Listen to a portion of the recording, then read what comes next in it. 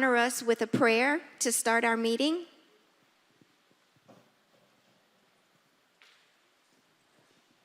Thank you, Madam Chair. May I kindly ask you to please stand up as we bow our heads and pray for God's blessings. Most gracious and loving God, we praise your name and we give you thanks for the gift of life, the gift of love, the gift of community, and the gift of service. As we have come together this morning for this commission meeting, we ask that you fill us with the gift of the Holy Spirit, that you fill your servants, the commissioners, the staff, and all the people here present with that spirit of discernment, the spirit of enlightenment, the spirit of welcoming, so that we can build up that culture of encounter into the great city of Miami.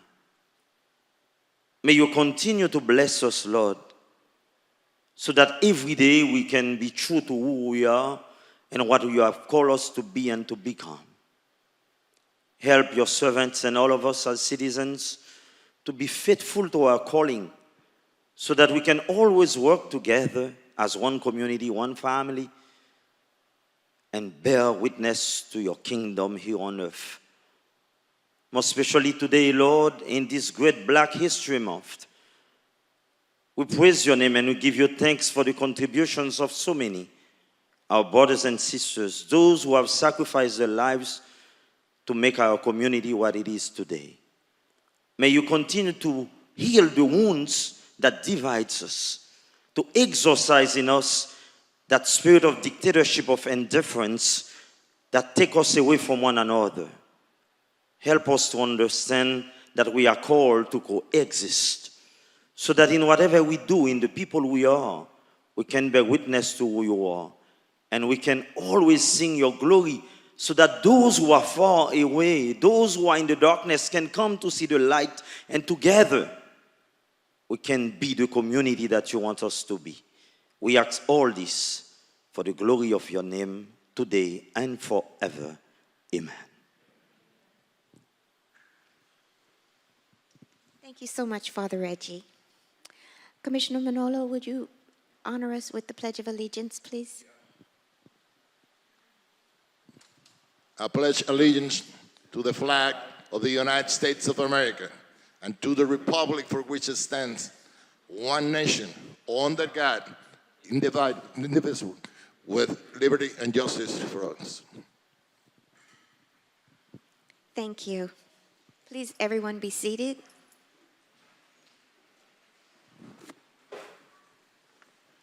At this time, I will have the city attorney explain the procedures for public comment, procedures for the swearing in of parties for the planning and zoning, and or quasi-judicial items will be explained. That will be explained by our city clerk. Mr. City Attorney. Thank you, Madam Chair. Any person who is a lobbyist pursuant to Chapter 2, Article 6 of the City Code must register with the city clerk and comply with related city requirements for lobbyists before appearing before the City Commission. A person may not lobby a city official, board member, or staff member until registry. A copy of the code section about lobbyists available in the city clerk's office or online at municode.com. Any person making a presentation, formal request, or petition to the City Commission concerning real property must make the disclosures required by the City Code in writing. A copy of the City Code section is available in the office of the City Clerk or online at municode.com. The City of Miami requires that anyone requesting action by the City Commission must disclose before the hearing any consideration provided or committed to anyone for agreement to support or withhold objection to the requested action pursuant to Section 2-8 of the City Code. Any documents offered to the City Commissioners that have not been provided 7 days before the meeting as part of the agenda materials will be entered into the record at the City Commission's discretion. If any commissioner thinks the documents supplied to the Commission fewer than 7 days before merits a continuance, the item may be continued by the City Commission. Pursuant to Section 2-33 F and G of the City Code, the agenda and the material for each item on the agenda is available during business hours at the City Clerk's office and online 24 hours a day at miamigov.com. Any person may be heard by the City Commission through the chair for not more than 2 minutes on any proposition before the City Commission unless modified by the chair. Public comment will begin approximately 9 a.m. and then remain open until public comment period is closed by the chairperson. Members of the public wishing to address body may do so by submitting written comments via the online comment form. Please visit miamigov.com/meeting instructions for detailed instructions on how to provide public comment using the online public comment form. The comments submitted through the comment form have been and will be distributed to the elected officials and the city's administration throughout the day so that the elected officials can consider the comments prior to taking any action. Additionally, the online comment form will remain open during the meeting to accept comments and distribute to the elected officials up until the time the chairperson closes the public comment period.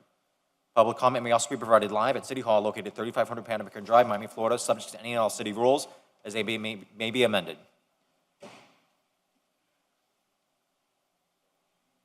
If the proposition to be continued, rescheduled, the opportunity to be heard may be at such a later date before the City Commission takes action on such proposition.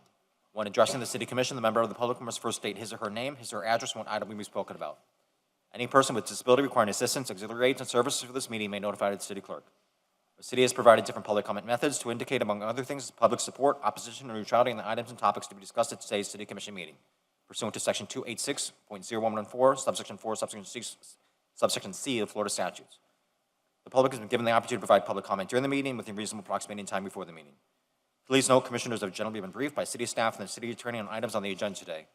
Anyone wishing to appeal any decision made by the City Commission for any matter at this meeting may need a verbatim record of the item. A video of this meeting may be requested at the Office of Communications or viewed online at miamigov.com. Planning and zoning items shall proceed according to Section 7.1.4 of the Miami 21 Code as temporarily modified pursuant to emergency ordinance numbers 13903 and 13914.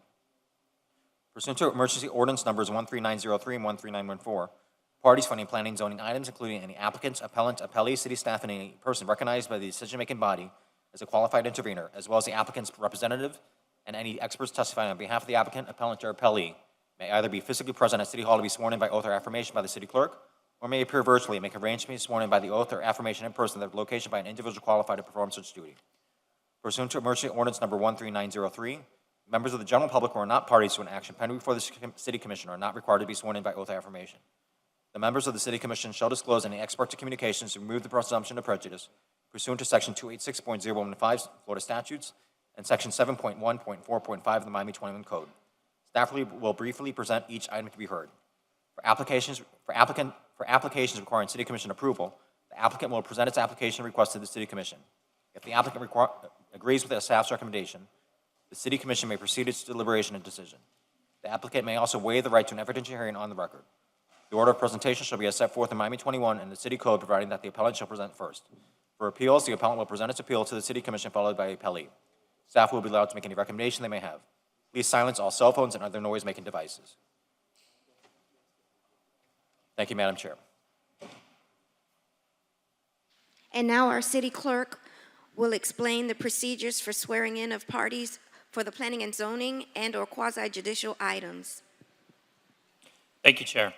The procedures for individuals who will be providing testimony to be sworn in for planning and zoning items and any quasi-judicial items on today's City Commission agenda will be as follows. The members of city staff or any other individuals required to be sworn in who are currently present at City Hall will be sworn in by me, the city clerk, immediately after I finished explaining these procedures. Those individuals who are appearing remotely may be sworn in now or at any time prior to the individual providing testimony for planning and zoning items and or quasi-judicial items. Pursuant to emergency ordinance number 13903, those individuals appearing remotely may be sworn in at their location by an individual qualified to administer the oath. After you're sworn in, please be sure to complete, sign, and notarize the affidavit provided to you by the City Attorney's Office. Each individual who will provide testimony must be sworn in and execute an affidavit. Please email a scanned version of the signed affidavit to the City Clerk at thannon@miamigov.com prior to providing testimony on the planning and zoning item and or quasi-judicial item. The affidavit shall be included in the record for the relevant item for which you will be providing testimony. Commissioners, are you comfortable with all the notice provisions set forth in these uniform rules and procedures that we have established for this meeting? Yes. Chair, may I administer the oath for the planning and zoning items? Yes, please. Thank you, Chair. Good morning, ladies and gentlemen. Good morning, ladies and gentlemen. If you will be speaking on any of today's planning and zoning items, that's any of today's planning and zoning items, may I please have you stand and raise your right hand?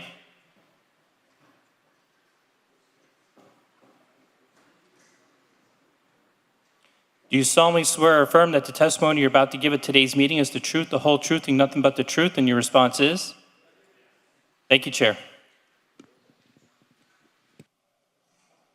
Thank you. Now, joining me for this meeting are Commissioners Ken Russell, Commissioner Manolo Reyes, City Manager Art Noriega, and Mr. City Attorney Barnaby Min. Mr. Manager, are there any items that administration would like to continue, defer, withdraw, or indefinitely withdraw at this time? Good morning, Mr. Chairwoman, Commissioners, Madam City Attorney, Mr. City Clerk. At this time, the administration would like to defer and/or withdraw the following items. FR1 to be indefinitely deferred. DI1 to be indefinitely deferred.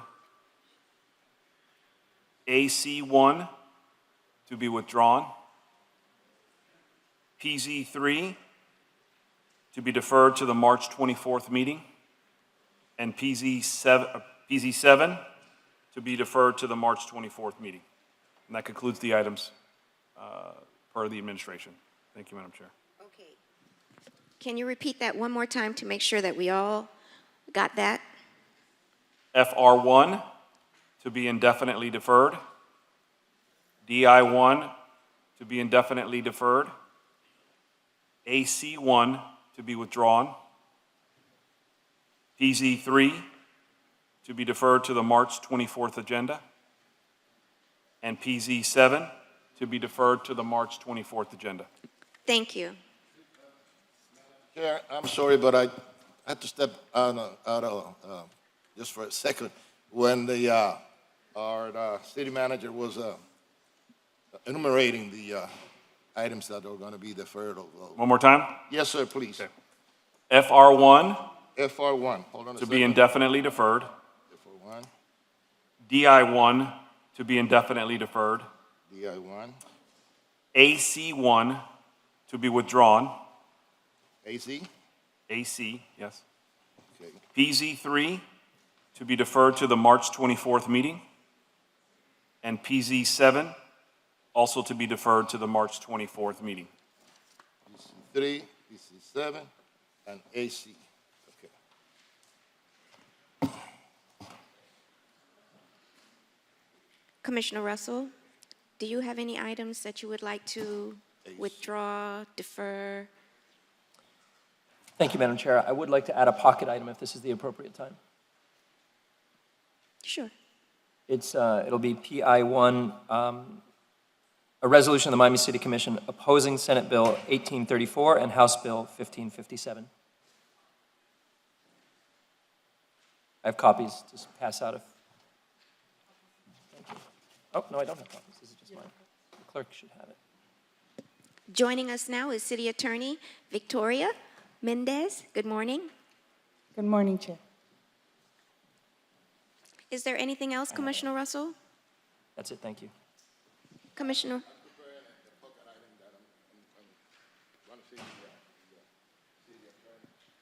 He said he's preparing a pocket item, Todd.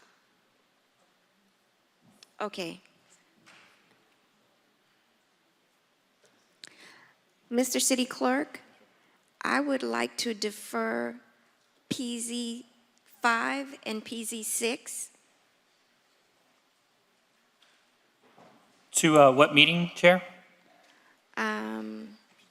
March 10th, March 24th, April 14th, April 28th? Let me indefinitely defer. Indefinitely defer. Yes. Understood.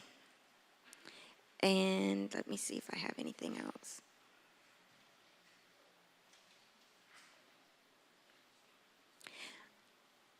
I'd also like to defer RE4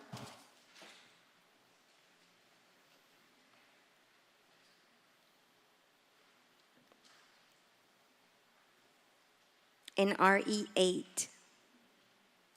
I'm sorry, RE2. Wait a minute, I'm giving you the wrong. CA1, I want to defer. And RE2. RE2. And Chair, what meeting would you like to defer RE4, CA1, and RE2? To what meeting? Oh, can I get just a clarification real quick on RE4 is not for deferral, correct? No. That I was was just- looking at oh, the, okay. no. So for me, it's CA1, and I'd like to defer that to the first meeting in April, if I may. Yes, ma'am. April 14th.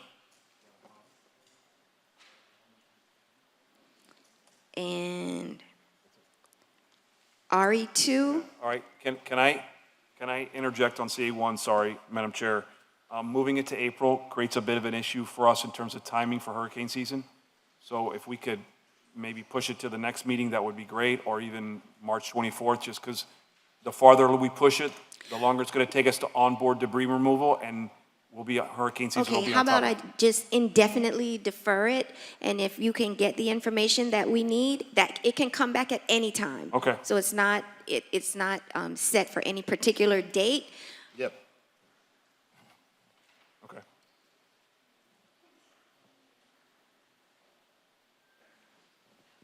And RE2? RE2, we can indefinitely defer that as well.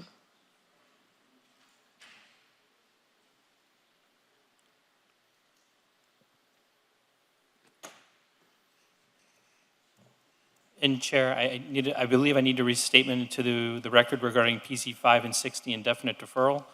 Pursuant to Section 62-22 of the City Code, an indefinitely deferred action initiated by the city will cost the city mail noticing, advertising, and posting of properties as applicable. Thank you, Chair.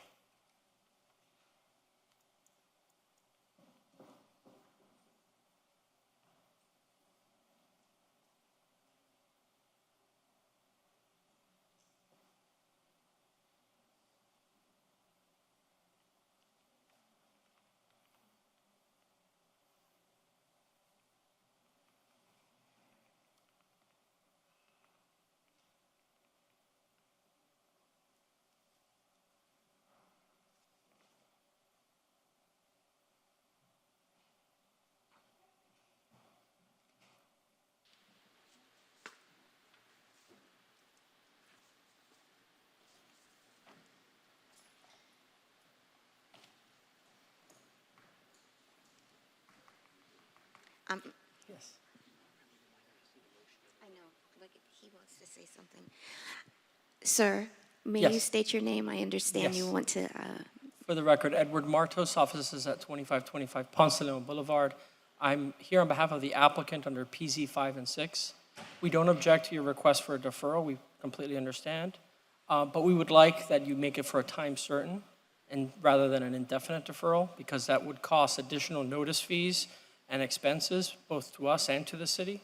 And so if you specify, as the clerk just mentioned, a specific date to which it's deferred, we can avoid those fees and the extra effort by the city administration. okay. So, Mr. City Clerk, I'd like to defer PZ 5 and 6 to the second meeting in April. Yes, ma'am. That is April 28th. Chairwoman, thank you very much. I appreciate that. Thank you, thank you. Yes.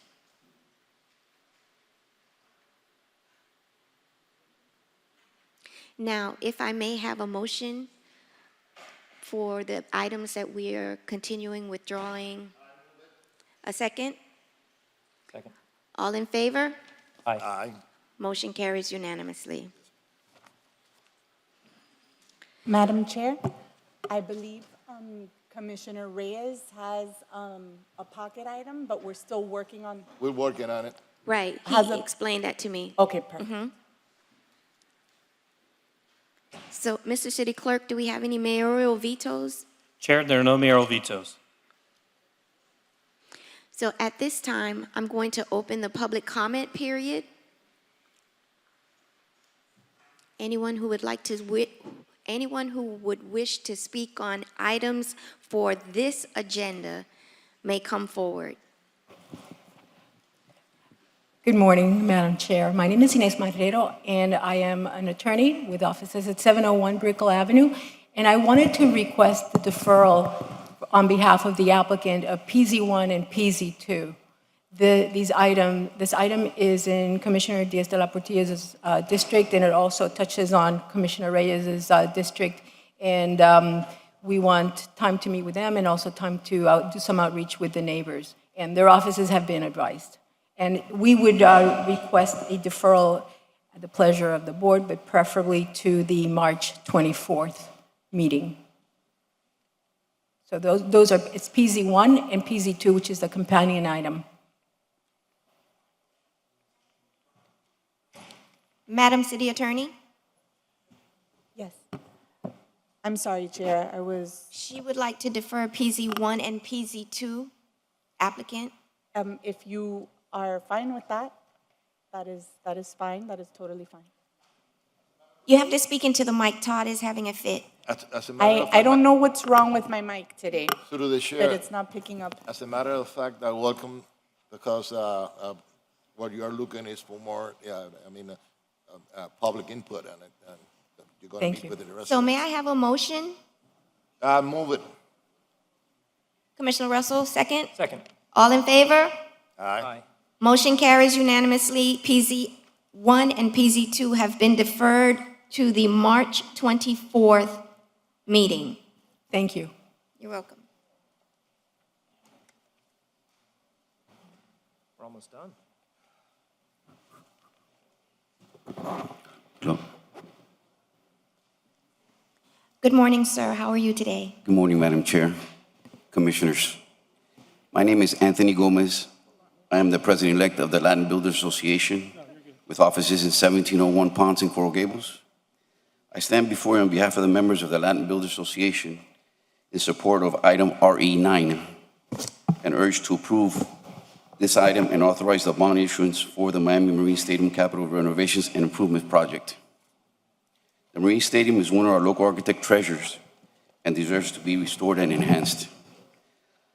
It is also was designed by Cuban architect Mr. Hilario Candela, which passed away recently. There's really no other building like it in this world, and we respectfully ask for your support for this item. Thank you, ma'am. Thank you. Good morning, Elvis. Good morning, Chair. I'm here with Maurice Hobbs and Mark Rockowicz, and we have pooled our time to give you the presentation. Okay, so that will give you 6 minutes. Yes, but I don't think I'll go that far, but yes. Okay, perfect.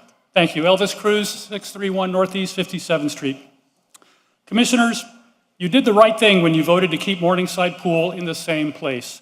Commissioner Carollo, thank you for making that motion. Now Morningside Park needs a new pool, and it should stay in the same place. As Commissioner Russell very wisely said that day, I'm not in favor of bringing it fully inland, away from the views of the water and having to move other amenities.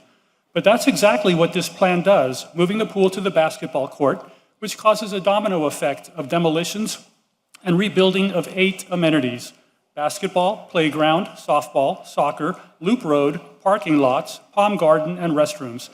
That's a waste of millions that can be avoided with a simple, logical, common sense, win-win compromise. Change the flood zone. Here's how. They want to move the pool because it's in a VE flood zone, the purple area on the map. The VE flood zone has no seawall. That's why it's VE. At upper left, the VE flood zone curves and becomes an AE flood zone because there's a 3-foot seawall there. But the city is planning a 6-foot seawall. If a 3-foot seawall creates an AE flood zone, a 6-foot seawall will also. The city can apply to change the flood zone from VE to AE. As Commissioner Russell noted, that's already been done in the Brickell area. I called FEMA. They said changing the flood zone takes 60 days. That resolves the VE problem, no need to move the pool, and it avoids the expense of moving 8 amenities. Parks Director Barbie Hernandez said she's fine with either location. The new pool won't block the view because it's set back 100 feet from the bay. It's an elevated viewing platform, and it's only 160 feet wide, while the old pool is 315 feet wide. A wall of mangroves is what blocks the view, not the pool. The bayfront location already has 2 parking lots. The inland location would overload the front end of the park with parking demand. Please pass a common sense plan that will help, not hurt, the park with 8 needless, expensive conflicts. Please amend the plan so the new pool is built in the same location with an AE flood zone. The best place for the new seawall is along the shoreline, as recently done at Wainwright and Pallet Parks. The seawall at Wainwright has boulders that were covered with marine life in only 10 months. Pallet's shoreline had mangroves just like Morningside's, but they were able to work around them to build a seawall. A shoreline seawall would be a win-win for Morningside. It raises the flood zone, protects the shoreline, helps the environment, and preserves bay views and waterfront green space. The public enjoys picnics, family portraits, and even weddings there. But those areas would become a shoreline swamp under this plan. The red line shows how much of the waterfront would be taken, 80,000 square feet. The plans show the excavation of the shoreline down to the high tide level, which would actually promote, not prevent, shoreline flooding, so mangrove seeds would drift in and sprout. They even drew mangroves on the plan. We've been told that Durham will permit removing any mangroves that sprout, but the park workers have enough to do without constantly removing mangroves from 1,800 feet of shoreline. If we don't want sprouting mangroves, why go with a plan that allows mangroves to sprout? Please amend the plan so the seawall is along the shoreline for maximum public enjoyment, like you did at Wainwright and Pallet Parks. The majority of Morningside Park users do not live in Morningside, and they don't know about this latest plan because only Morningside was notified. They picnic on weekends around the Loop Road, including many Black families. Inside the Loop Road is the Palm Garden, there since 1953, supported by the South Florida Palm Society, who've planted many rare palms, installed irrigation and education signs, and give free educational tours, all at zero cost to the city. Fairchild Tropical Garden, Montgomery Botanical Center, and Morningside K-8 Academy have sent support letters. But this plan would move 220 trees, demolish half the Loop Road to rebuild it much smaller, and demolish and move the restroom. The Palm Garden has a few puddles, 10 to 12 days a year, 3 to 4 inches deep. That can be fixed by adding a layer of asphalt to the walkways and filling in the low spots with sand. Instead, the plan calls for moving 220 trees, then adding 2 to 3 feet of soil. That's much more than we need. This has nothing to do with sea level rise, only rainwater. Notice that when a hole was dug to install a new sewer line here, they went down 8 feet, which was 3 to 4 feet below sea level, and the hole was dry.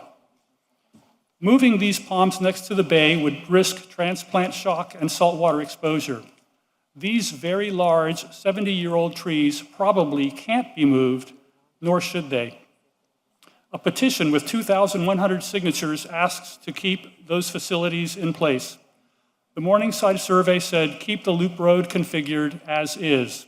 At the November 29th public meeting, Commissioner Russell asked if we wanted to keep the Loop Road, and the vote was an overwhelming yes. But rather than keep the Loop Road as is, this plan shrinks it by half.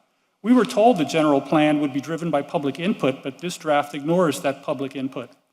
In conclusion, please amend the plan to build the new pool in the same location as the old pool with an AE flood zone, place the new seawall along the shoreline, keep the Loop Road, its parking lots, the Palm Garden, and restroom in place. Thank you, Elvis. It's the common sense thing to do. Please don't clap in here, please. Thank you. Thank you. Thank you. Thank you. Sir? Thank you. Good morning, Chairwoman and Commissioners. I don't have a fancy PowerPoint, so excuse my low tech. My name's Orlando Gonzalez. I live at 180 Northeast 29th Street, Miami, Florida, 33137. I'm a member of the City of Miami LGBT Advisory Board, and I was appointed by Commissioner Joe Carroyo. I'm speaking today as the Executive Director of Safeguarding American Values for Everyone, also known as SAVEDAID, SAVE. We are South Florida's longest serving advocacy group for the LGBT community. I'm here to support the Commission in urging lawmakers in Tallahassee to stop HB 1557 and SB 1834 from becoming a law. This proposed legislation is known as the Don't Say Gay Bill. The intent of the bill and the harm of the bill are really grossly at odds. It's a very sloppy piece of legislation. This should not be passed because of the negative effects it will have on LGBTQ youth. Thank you to Commissioner Ken Russell for bringing this item to the Commission. I trust that our city will continue to support the community just as it's done for many years. Thank you. Thank you. Ma'am? Do I talk next? Ma'am? Yes. Hello, my name is Carmel Mulvaney, and I'm 660 Northeast 56. So, Commissioner Carroyo, I'd like to thank you for making your previous motion to keep Morningside Pool in the same place. That is the logical thing to do. Unfortunately, the latest plan calls for moving the pool inland, which causes a chain reaction of conflicts with 8 other park amenities, as Commissioner Russell previously warned us would happen if the pool were moved inland. The city now says it wants to move the pool to avoid the VE flood zone, but the flood zone can be changed by simply placing the proposed seawall along the shoreline. That can change the flood zone from VE to AE, as Commissioner Russell told us has already been done in the Brick Hill area.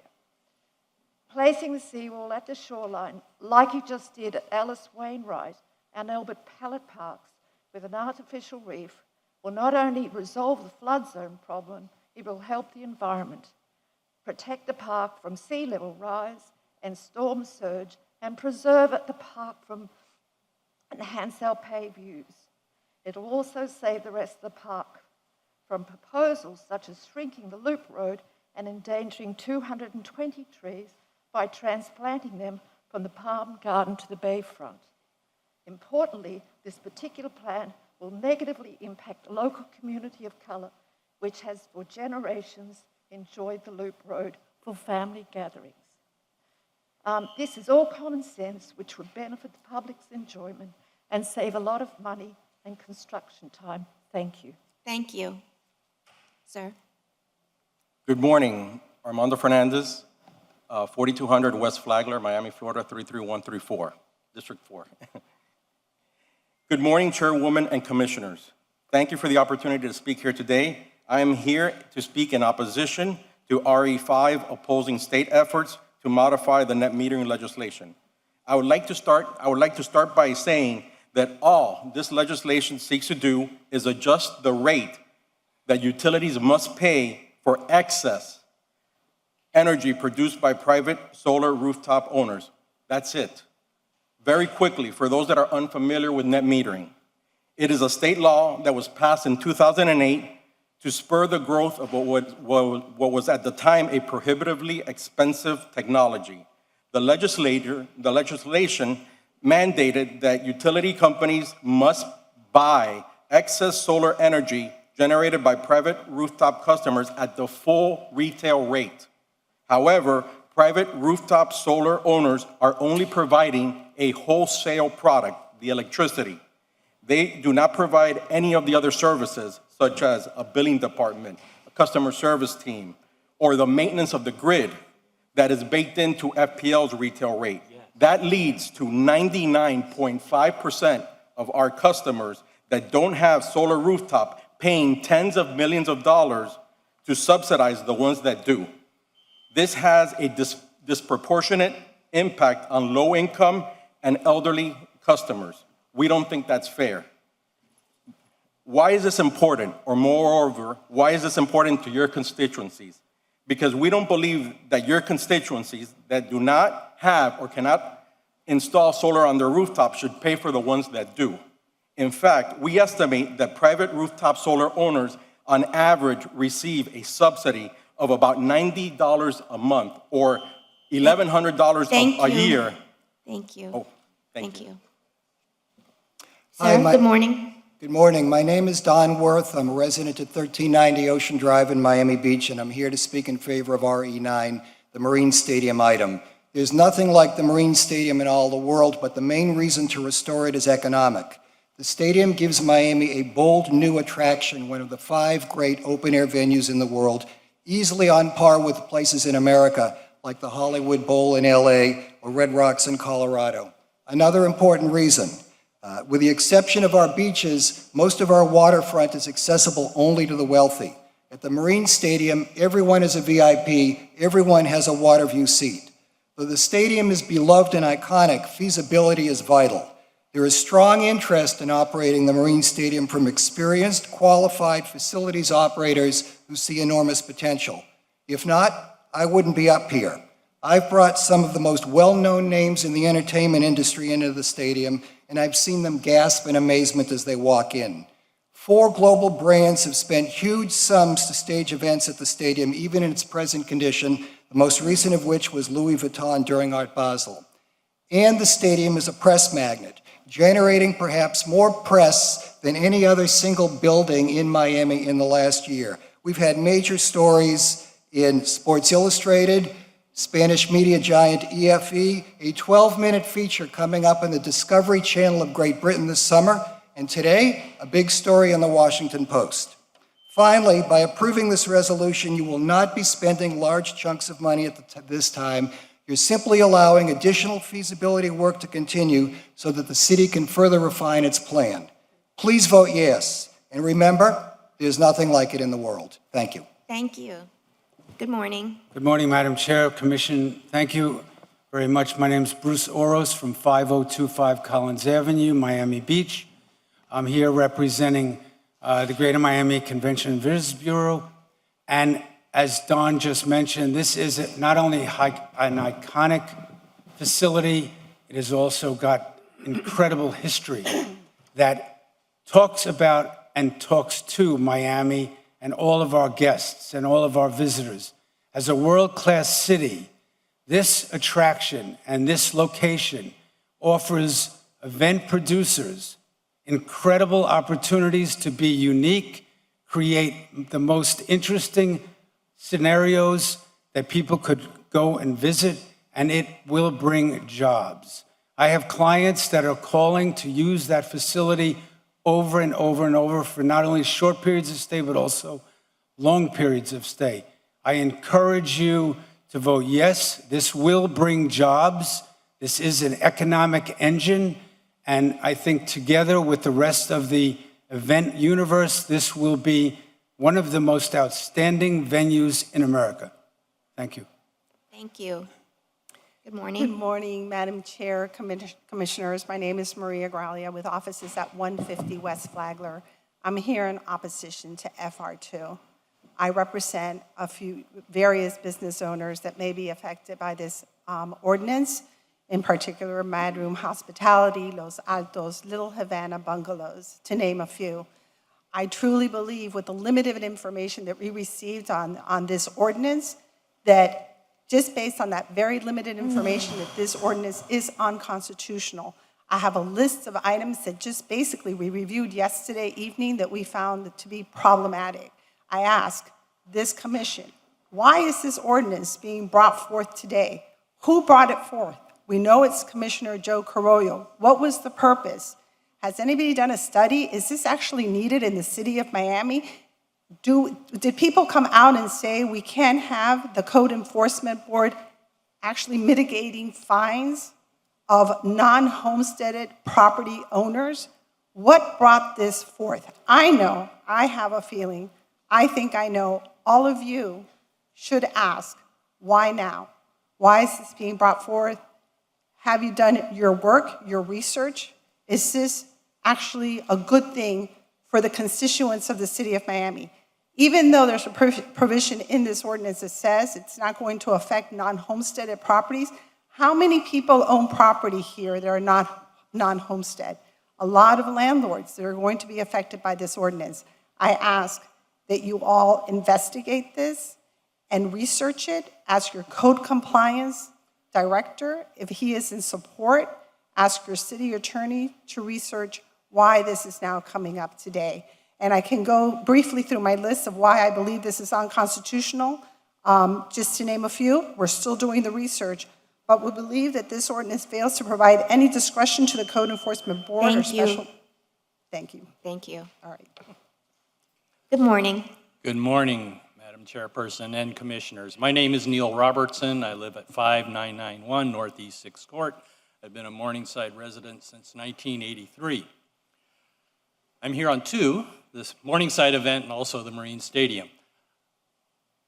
What the opponents to this plan seem to misunderstand is this is a conceptual plan that the city has put forward. All the pieces are still moving parts. We just need you to say, okay, move ahead and give us the money to do it. We've been coming down here for years looking to have the park improved, looking to have the pool reopened, looking to have new playground equipment, new facilities. This is a 1953 a park that no longer serves the needs, not just of Morningside, but the whole Northeast community. We need a pool that interacts with children because The neighborhood is filled with children. The area is filled with children. We need a park that addresses the needs of today's society, not a society of 60 years ago. The idea of a seawall does not help the bay. The design that is there not only protects the park, but it also helps the bay and its survival, which is a consideration far beyond the needs of us. With regards briefly to the Miami Marine Stadium, I was served on the Dade Heritage Trust. I'm very interested in this project. I know the architect involved. I know this is a good and healthy thing that the community needs. This isn't just Miami's treasure. This is the United States treasure. It is recognized as totally unique, almost worldwide. You need to move forward to preserve that. Please vote to preserve Morningside Park, move the money so we can then fight later about where the pool goes, or where the playground is, or who gets what portion of it. That's later. Right now, we need you to say, yes, go forward. Thank you. Thank you. Neil was a kid when we started that project. Good morning. Good morning. I am Jeff King, Morningside resident at 546 Northeast 57th Street. I want to express my support for RE3 for Morningside Park. The open shoreline and bay views are at the top of my priority list, and this plan addresses it. As far as the pool goes, since it has to be replaced, I'll keep advocating for bay views, and so I'm in favor of moving it off the bayfront. Putting it on higher ground will make construction easier and move us faster to completion. Please vote in favor of RE3. Thank you. Good morning. How Good are you? morning, Madam Chair. Bill Talbert, 1601 Nocatee, Miami, Florida, 33133. I'm 2 today. I'm glad to be here. This is probably one of the easiest times. Also, I want to reinforce what Board Chair Bruce Oro said, representing the Greater Miami Convention Visitors Bureau. I've been here many times. This is probably the easiest testimony I've ever given. I've been in this community for 52 years. One of the first things I did was enjoy Miami Marine Stadium. I'm a big fan of the Miss Budweiser. I also saw concerts, Jimmy Buffett, and I maybe at one point may have seen the Easter sunrise services. I don't actually remember, but in destination marketing, what we do, you need to distinguish yourself from the competition. Miami distinguishes itself from the rest of the world with Miami Marine Stadium. It's a gem. Nobody else has it. And there's business, as Mr. Oro says, business we haven't had in the past that will go there. But concerts, it's a venue that supports meetings and conventions. It's also for the community to enjoy. So please, please, please, RE9, vote yes for the future and distinguish yourself from the competition as you do every day. Thank you for listening. Thank you. Good morning. Good morning. My name is Rachel First. I'm a resident at 570 Northeast 57th Street, and I'm here on behalf of myself individually and also as the president of the Morningside Civic Association to ask you to vote yes on RE3 to support funding for Morningside Park. Our Civic Association represents more than 185 residents, and the Civic Association has voted in favor of supporting this resolution of the city. The city has spent years researching, studying, conducting outreach, hosting meetings, all of which I've been to, and has developed a thoughtful plan that provides many new amenities for the park, including a dog park, a thoughtful playground, a new basketball court, and it moves the pool to an efficient location that does not block bay views, that's on higher ground, and that's abutting right next to the park's other high-impact amenities, the tennis courts, the basketball courts. It's a thoughtful location for the pool. But the plan also provides a really thoughtful approach to the shoreline. It provides paths for access to the water, it opens up the water to park users, it preserves bay views, and it guards against flooding. We already have a natural shoreline in Morningside Park, and this plan preserves the existing shoreline. It also keeps the loop road, which is important to preserve vehicular access to the picnic areas and the other park amenities. And it preserves the palms that were planted by Mr. Cruz and the Palm Society. Bottom line, Morningside Park needs funding. We've watched for years as other parks have gotten funding, and it's Morningside's turn. So please support RE3, vote in favor, invest in this park for the future. It's Morningside's turn. Thank you, Commissioners. Thank you. Good morning.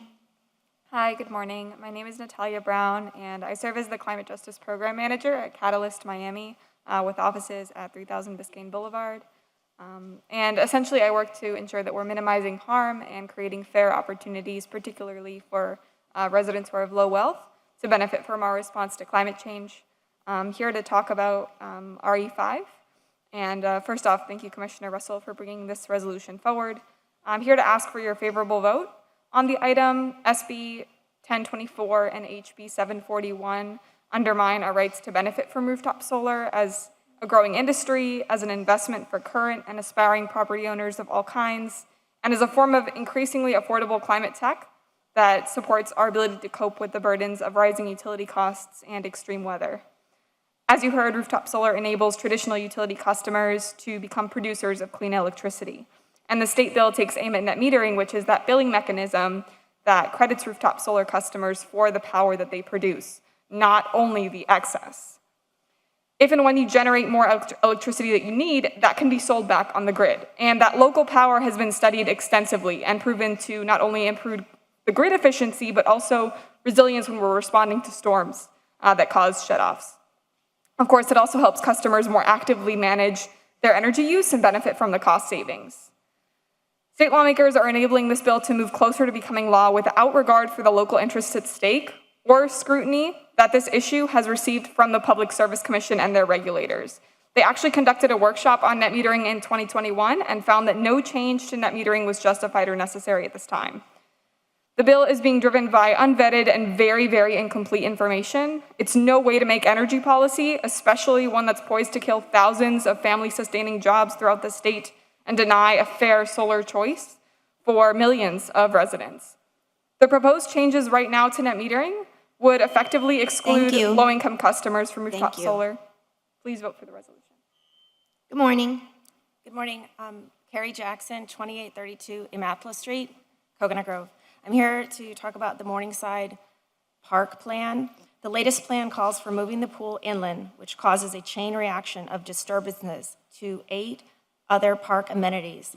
Moving the pool to avoid the VE flood zone is pointless because the flood zone can be changed by installing the seawall. This change can change a flood zone from VE to AE. An example of this has been done in the Brickell area at Ellis Wainwright Park. They also installed an artificial reef, which will not only resolve the flood zone problem, it will help the environment. Protect the park from storm surge, preserve and enhance the bay view and the recreational waterfront we now enjoy in Morningside Park. The plan of planting mangroves in front of the seawall is also a bad idea. It will be a false sense of security against the storm surge and a waste of effort and money.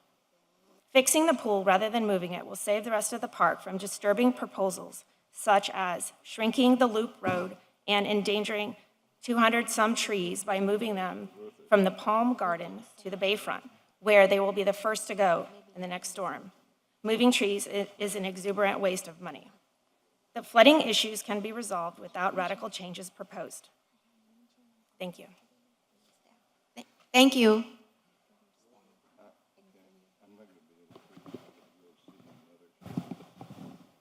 Good morning. Good morning.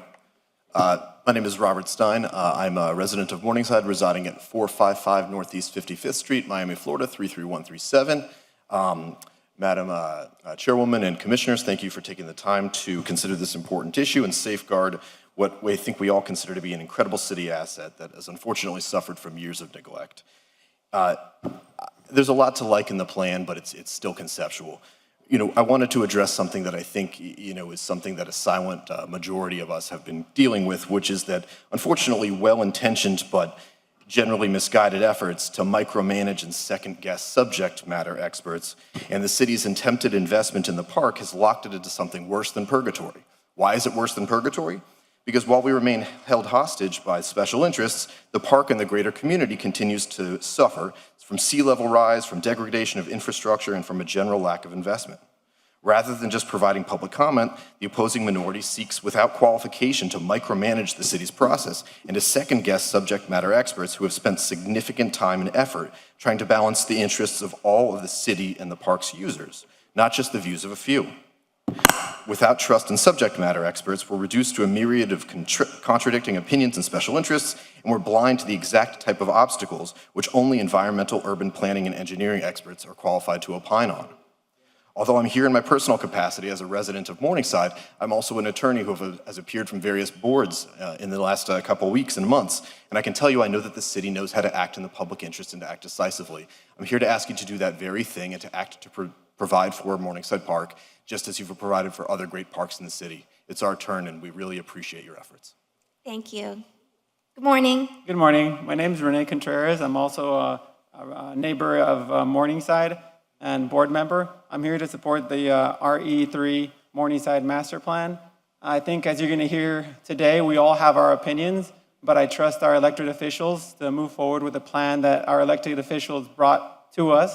And we would like for you to please support it so we can move forward with funding and protect our park. Thank you. Thank you. Good morning. Good morning. My name is Alicia Stein. I'm also a resident of Morningside at 455 Northeast 55th Street. I'll keep it brief and probably can't say better in terms of being a proponent for RE3, as you've heard today.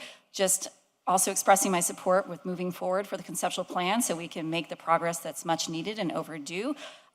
Just one point I'd like to make is that I think it's a bit of a misconception based off of attending the meetings and hearing the explanations about the conceptual plan that singly moving the pool results in this cascade that we're hearing over and over again, that part of the plan that needs to happen in all the moving of parts is also for flood mitigation, and there's infrastructure support that is also feeding into the need for all of these moving pieces, not just a matter of the pool being moved.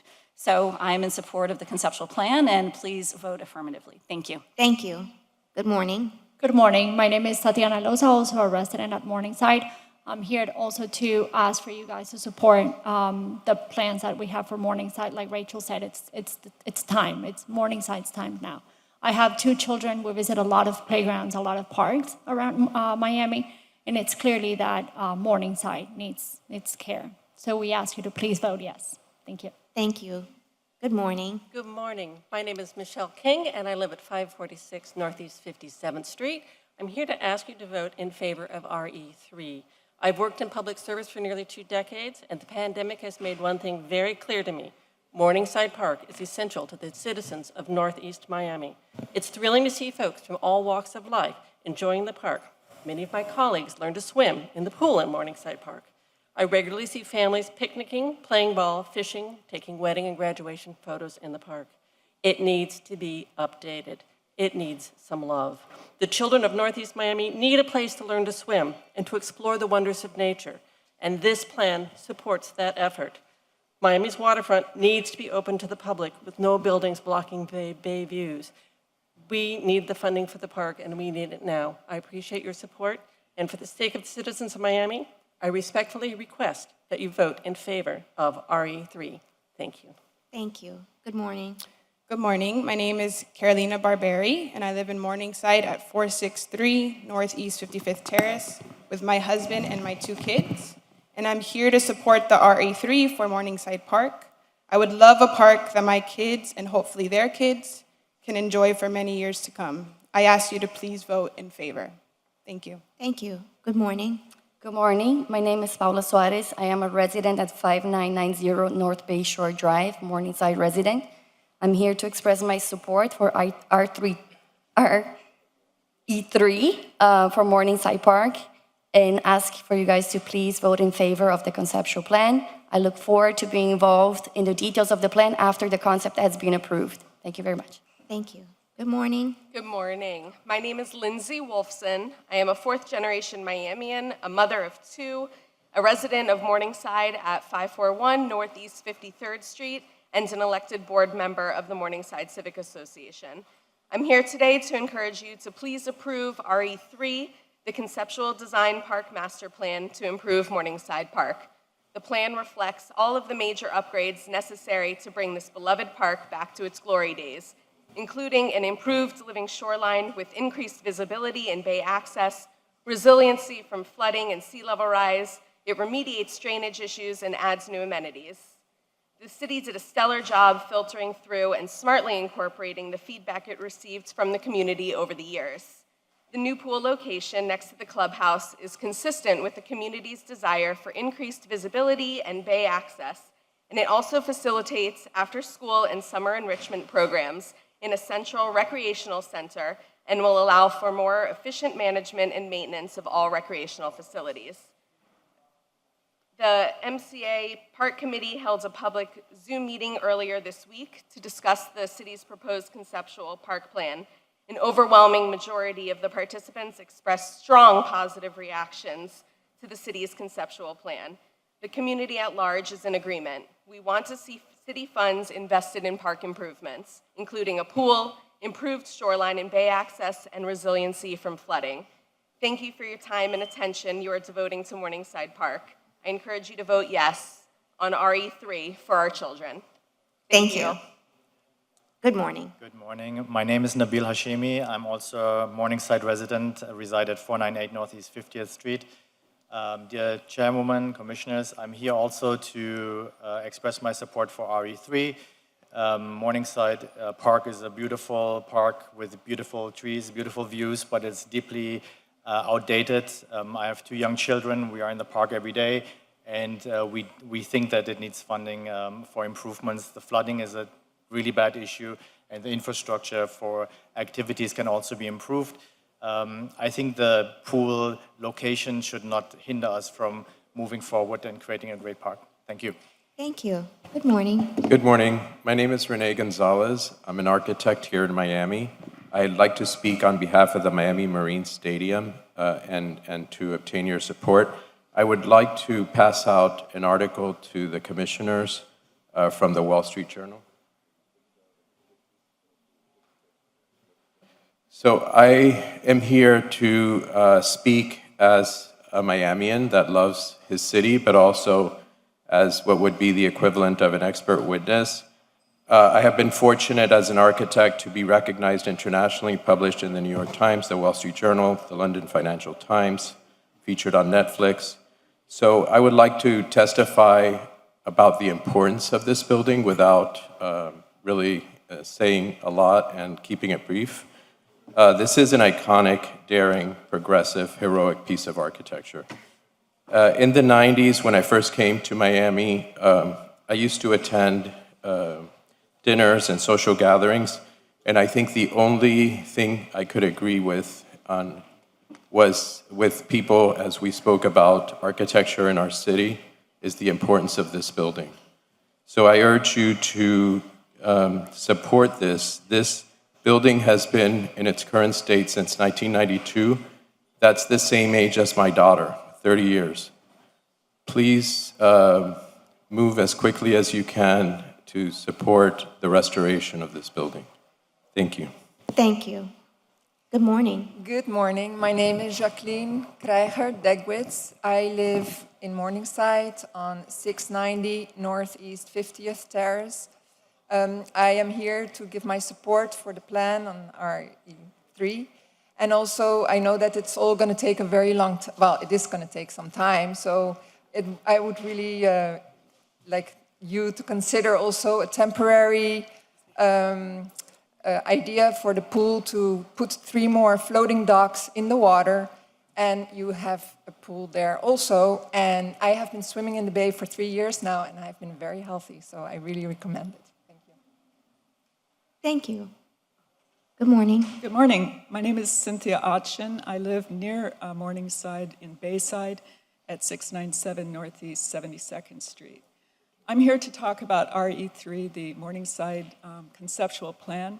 I have worked for Pritzker Prize winners in architecture in London for Zaha Hadid and Rem Koolhaas, and I'm very familiar with urban issues. I find there seems to be some problems with the plan in my view. From an urban point of view, I don't feel that planting mangroves along the shoreline is a good idea. One of the axioms I learned in school was that the public should always have a view of the water. You should always have the public be available to get to the water edge. Another thing that I think the plan misrepresents a little bit is the idea that you have to move the pool and that the pool has to be so high. The pool can simply be sunk into the ground and the height of the building be where it is. You just need a pump that is raised, and those are special pumps, but they're widely available. So I think the pool can stay where it is, but the park badly needs maintenance, and it needs a new pool building, and it needs the pool sunk, and I believe that the palms would be best where they are and not endanger those. Thank you. Thank you.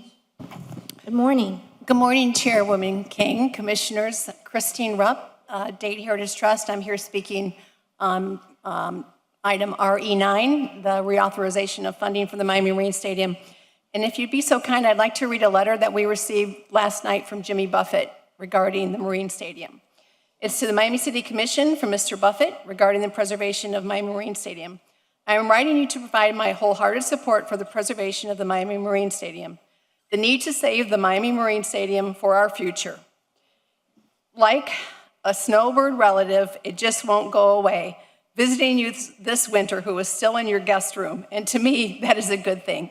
That little cathedral of musical fun is still a big part of Miami history. It was the vision of Hilario Candela after he fled Cuba for Miami, and it is named for Ralph Monroe, the Renaissance sailor who discovered the beauty of Biscayne Bay long before any of us. Even in its present state of disrepair with graffiti-saturated hallways and walls, its tenacious, symbiotic desire to remain entrenched to the shores of Biscayne Bay is as strong as a conk's love for its shell. Coconut Grove was where I first landed in South Florida. And while I was not the first singer born in Miami who had splashed around the bay, that was Elvis Presley, who sped around the course to a cheering crowd in the stands in a hydroplane to the climatic finish in the 1967 movie Clam Bake, filmed at the stadium. I'm sorry, if I could interrupt you for a minute. Don't talk anymore about Elvis because you may upset some people. Okay. So forget Elvis. Okay. Thank you. He's not in the house. Okay. Dreams do come true, and in 1985, I finally made it to that stage as a headline performer. Those were the Miami Vice days, and Don Johnson introduced us. The Whitco Desperados from Trinidad opened the show, and the Coral Reefer Band finished the night with what I think was one of the most fun shows for the band and fans that I have ever done. And as promised, I leapt from the stage into the bay to finish the performance. Thank you. Madam Chair, could I ask that the letter be submitted to the clerk? So we Please. can read it. Thank you.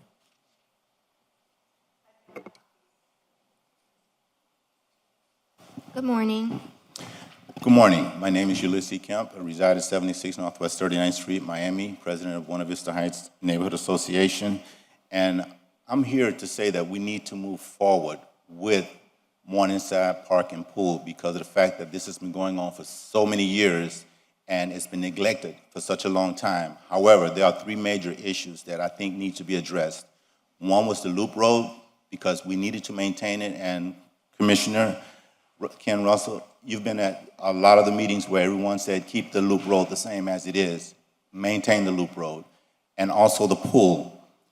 We need to have an up-to-date pool. We need a new pool, something that everybody, all of the kids can learn how to swim and have all the amenities that go with replacing the pool and have it in its original location. And that could be done by utilizing the appropriate seawall, as such as what you've done at Wainwright Park, and it also allows the shoreline to maintain at the same location and not being encroached into the park, actually giving us less of the park area to use with the new plan that's proposed. So please, revise your plan, provide the funding for Morningside Park and Pool, and keep it in the same location, but put the appropriate shoreline and seawall so that it can be maintained at its present location. Thank you. Thank you. Good morning. Hello.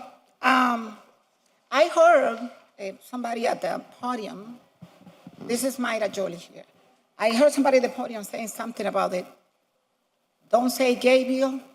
That's a mischaracterization of the bill. It's not called don't say gay bill. It says parents are the ones who have the best interest of their children at heart. We don't want the over-sexualization of our children in school. That's what it's called. Now, the other portion of this is that I have sent all of you the invitation for Fashion Night on Brickell, which is raising funds for Miami Rescue Mission. I am doing the job that everybody should be doing and trying to eradicate homelessness. Not to benefit the homeless, but to eradicate homelessness. But up to this day, none of you have responded. None of you have responded to my emails, to all of you, letting you know that this event is happening today at Supercars Room Miami at 6 p.m. I ask you to bring your time, your talent, or your treasure. Not the money that the taxpayers give to you, and certainly not to use the asking for $5 million, but you're gonna give Noriega $250,000 so he can spend $5 million to avoid homelessness, to save people from losing their homes. Morningside, if you're not careful, that's gonna be the homeless's next home. Thanks to all of you. Goodbye, see you tonight, Fashion Night on Brickell, Supercars Miami and Wynwood. Good morning. Morning. I'm here to support funding for, my name is John Calkins. I live at 431 Northeast 51st Street in Morningside. I'm here to support funding for the improvements at the park, but I have two caveats. There are two things that I think are important. One is a swimming pool, and the other is the view, the bay view. Moving the swimming pool from its current location does not make sense for several reasons. One is, from that deck where the pool currently is, I've lived in the neighborhood for 45 years. We used to swim at it all the time. The location is great. You have the best view of the bay that you're ever going to have from that pool deck. Without that pool there, you're going to have no view of the bay because all there is right there in between the bay and the pool is mangroves. But you can see over the mangroves, you have an elevated pool deck. It's a wonderful location. There's no need to change it. Cause all sorts of other changes in the park. Second issue that I have is with the proliferation of mangroves along the shore. We already have an overgrown area in the park that's the tidal basin. It is completely overgrown with mangroves. It's choking the drainage. That's why we have a drainage problem, one of the reasons. And they go unchecked, and you can't stop them once they're in place. I think there needs to be a very strong determination by this commission that you will not allow the proliferation of mangroves on the shore. Thank You're you. welcome. Good morning. Good morning. I'm Rob Pollock. I live in Morningside at 5724 North Bayshore Drive. I'm here to support RE3. Miami's biggest and arguably most beautifully situated park needs help, and this plan provides it. Even though I don't agree with some components, I do agree with the overall revitalization of the park, just as the expert city staff has presented. It is a park in a great location, but it is getting long in the tooth. It will appeal to and attract more people. Even if I did not live in Morningside and I did not use the park daily, I would still be here today. This city needs an improved Morningside Park. I feel if you improve the park, you improve the city, you improve more people's lives. Please vote in favor of RE3. Thank you and have a great day. Thank you. Good morning. Yes, good morning. Doug Broker, Morningside. I'm here to talk about the park. I live at 538 Northeast 55th Terrace. And thanks for hearing all of us. Our support, or at least my understanding of everyone's support of this, is based on several facts that were represented to us on Monday. One is that things like the location of the park can still be discussed. I mean, the location of the pool can still be discussed. What we're trying to do today is move forward with the funding. I think everybody's in agreement that we're not going to try and rebuild the pool. Let's get the funding, let's put up a pool, let's decide where it goes. Another thing that we were told was that we're not going to have the Nature Conservancy swamp shoreline. There will be no new mangroves that will be coming in, but the existing mangroves will stay.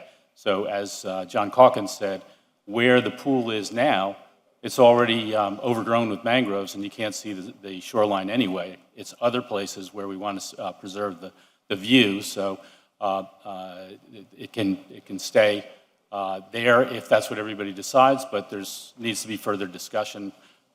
My personal view is we have a quiet neighborhood with a park that closes down at dusk, and if we have a sports complex where we have 2 basketball courts instead of 1, now we have 8 tennis courts, we have a pool, and a huge parking lot right at the end of 55th Terrace, then we're destroying the quiet neighborhood feel that we currently have.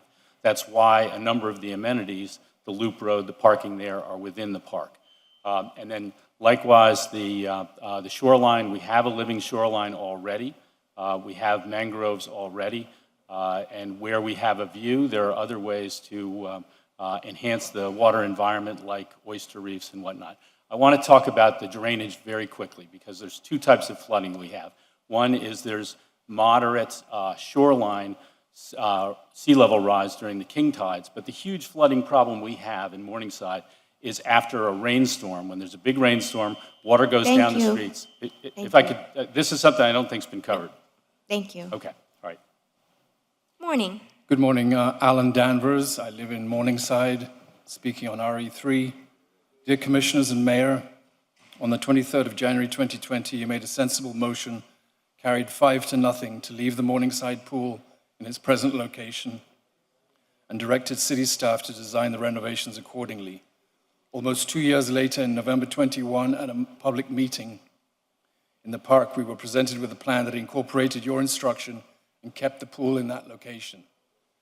At the same meeting, alternate options were presented, relocating the pool inland to clutter up the central area of the park, supposedly due to flood zoning considerations. Unfortunately, moving the pool means 8 different park amenities also have to be moved, in effect, completely redrawing the park and destroying its character.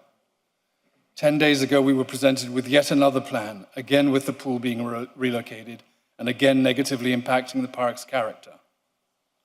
Additionally, a shoreline plan is being advanced by outside corporate elements, which, within 5 years of installation, will ensure that our park is no longer a park with an accessible bay shore. Please direct your staff to proceed without further delay to execute a shoreline plan that allows the redesignation of its flood zone from VE to AE, that enhances the park, defends the neighborhood, and allows the pool to be rebuilt at its present location. The present location is the place that the park was designed to accommodate a community swimming pool. Morningside is Miami's first historic district, and the park's design elements, such as the loop road and the pool, are a part of the historic character of the neighborhood. When one buys a historic home, the appliances might get a refresh and an upgrade, but putting the kitchen in the place of the ensuite bathroom is not something any thinking person would do. Please do not disfigure our park and our neighborhood with this crazy quilt of a plan that nobody asked for. Thank you. Thank you.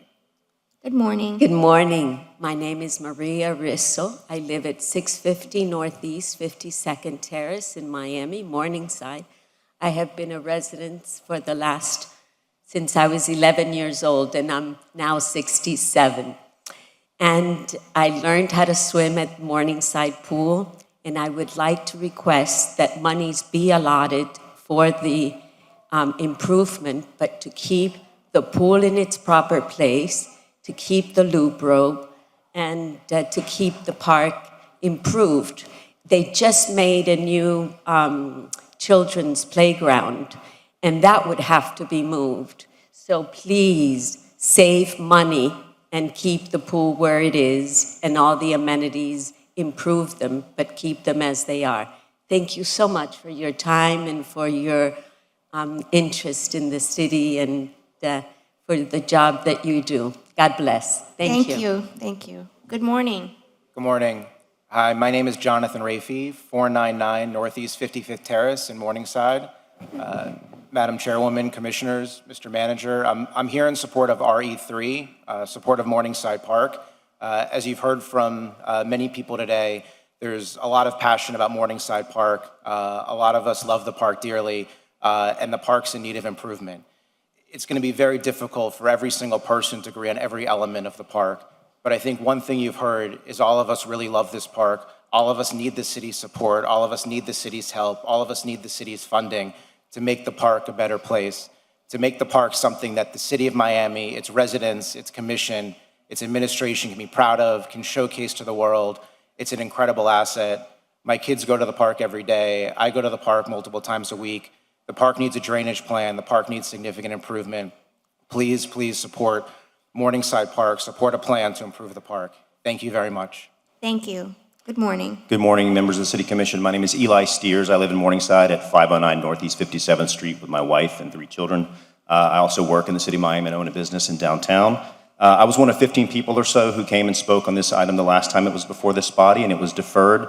And I'm here before you to speak in support of RE3 and support of the city's plan to renew and to preserve Morningside Park. This is actually the 4th or 5th time this body has considered this issue and improvements to Morningside Park. And it's multiple times I presided over this issue. I'm a former MCA chair. I was the chair of the city's Parks Advisory Board for 6 years. We've been discussing improvements to Morningside Park now for almost a decade. Now is the time to act. I bring this up to demonstrate that the city has really tirelessly workshopped this project and the improvements to this park. Over the course of the last 8 years, we've had meetings with mayors, with city commissioners. The subject matter experts have weighed in. The professionals have weighed in. Now is the time to act. Now is the time to move forward. The plan before you is certainly not perfect, but it is as close as possible as we'll ever get to satisfying the needs of the various constituents that use this park in the city of Miami. I'll leave you with this. In 2018, I appeared before this body to oppose a vote by the City HEP Board, which sought to designate this park as a historic park. A group of homeowners appealed that decision, and this commission voted in favor of that appeal, overturning the HEP Board decision. It was a 4-to-1 vote, including votes by Commissioners Carollo and Commissioner Reyes. At that time, Commissioner Reyes, I remember very well that you said, cities are living, dynamic things. They change, they grow, they evolve. And there's no reason why parks should not do the same. Parks should not be locked into the same footprint or the same design that they were originally held. And this park was designed in the 1950s. Beautiful park, served the city very well, but it has exceeded its life expectancy. We need a park that meets the needs of 2022 City of Miami residents and that preserves the park for the future. Thank you. Thank you. Good morning. Good morning. My name is William Harris. I'm a resident 680 Northeast 64th Street. And speaking about the Morningside item, I love Morningside Park. I run the park every day, and I used to use the pool a long time ago. I'm a resident of 9 years. Now I use the Shenandoah pool, which is amazing. I do agree we need the pool fixed, but I love the location. I think that we should keep the location of the pool because it's very unique.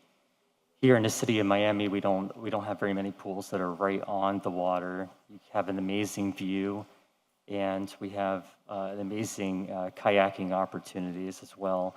And another thing I'm concerned about the plan, other than the pool location, is the Loop Road. A lot of people use that road to barbecue. And there's lots of parking for the kayaking too. And so it would be a shame if we lost those opportunities to park. But it's an amazing park, and it does need to be redone. And also fixing the slope for our flooding issues, because it does flood in the park very badly when it rains. And thank you, commissioners. Thank you. Good morning. Hello, good morning. My name is Mercedes Egaña. I am here to support the application PC4. I live in downtown at 245 Northeast 14th Street. And what I like most of our neighbor is that we can walk. We can go to the supermarket. We can go to our cafes and restaurants, and mostly to walk to the bay. use a lot Margaret Park. I have 3 kids, so I think this project will help us to have the continuity of the Baywalk that we need, all the neighbors need in this neighborhood. Thank you. Thank you. Good morning. Hi, good morning. My name is Juan Curoto. I live in 245 Northeast 14th Street in Miami, Florida. I'm coming here to support the application for the PZ4 area reserve. Living already in the area and the neighborhood for about 8 years, I can tell you that we need to support projects like this that warranty the access, to all the neighborhoods. You can walk your dog, you can go with your kids, and you have the right access to the Baywalk. Also, warranting the connection of all the projects all along the shore of the Baywalk. And also, mostly of the streets are always like dead-end streets or, places that they dump trash. There are no lights. So actually, projects like this bring security and safety to all the community that we really needed for a long time. Thank you so much. Thank you. Good morning. Good morning. My name is Tomas Delgado. I am here in support of PC4, the application for area reserve. I represent 5 units in a building at 23rd Street. I'm here to support this application because it's a wonderful project and will bring to the area safety, beautiful open space. We are very excited with this project, and for this and many other reasons, I ask you the support for this project. Thank you. Thank you. Good morning. Good morning. My name is Maximo Cuesta. I live in Biscayne Boulevard on 25th Street. I come here to support the PC4 application. I also work in 23rd Street and 4th Avenue, and I walk every day for the blocks where this project is going to be. I'm very enthusiastic about the Baywalk, but I also I live here since 2007. I see the transformation of this part of the city. This is an area that needs development to become a safer place and a clean place. Thank you very much. Thank you. Are there any other persons here for public comment? Seeing none, I will close the public comment period now. Joining me are my colleagues, Vice Chair Commissioner Joe Carollo and Commissioner Alex Diaz de la Portilla. Welcome, gentlemen. Now we are going to take up our items. We have Madam two. Chairwoman? Yes, sir. Before we do, I just wanted, after public comment, I want to be noted as a co-sponsor or sponsor on a couple of items, if that's appropriate at this time. Oh, yes, we're just about to go through Thank you.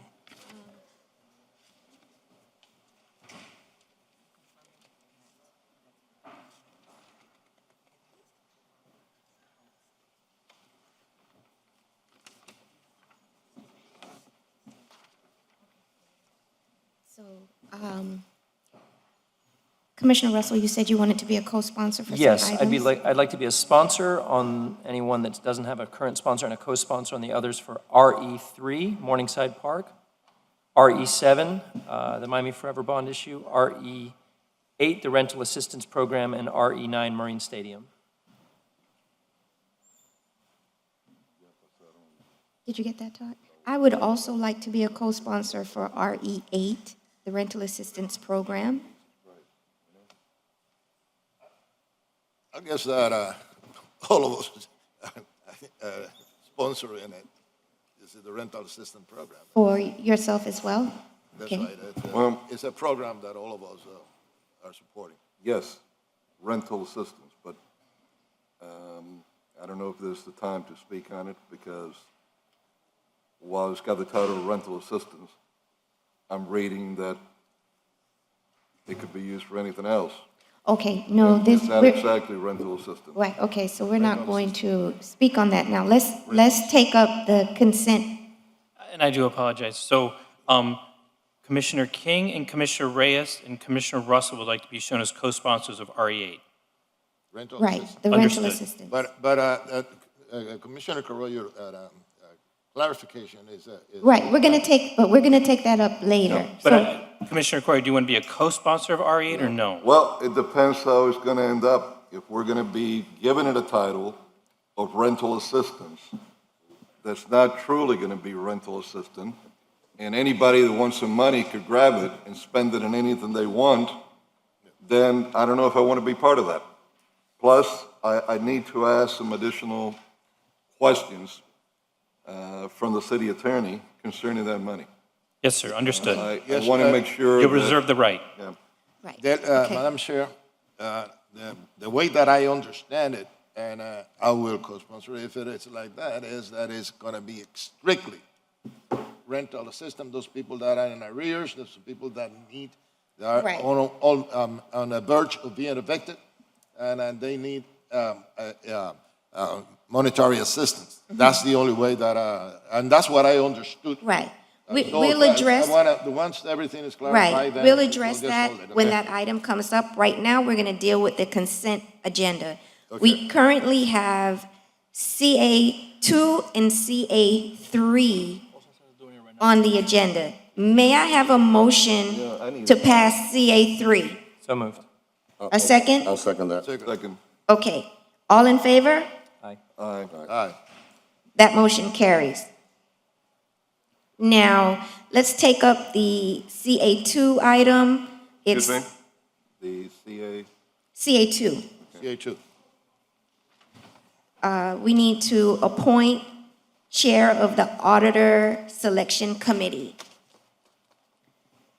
Vice Chair, would you like to lead the discussion on this, or would you like to proffer? It has to be one of us. Well,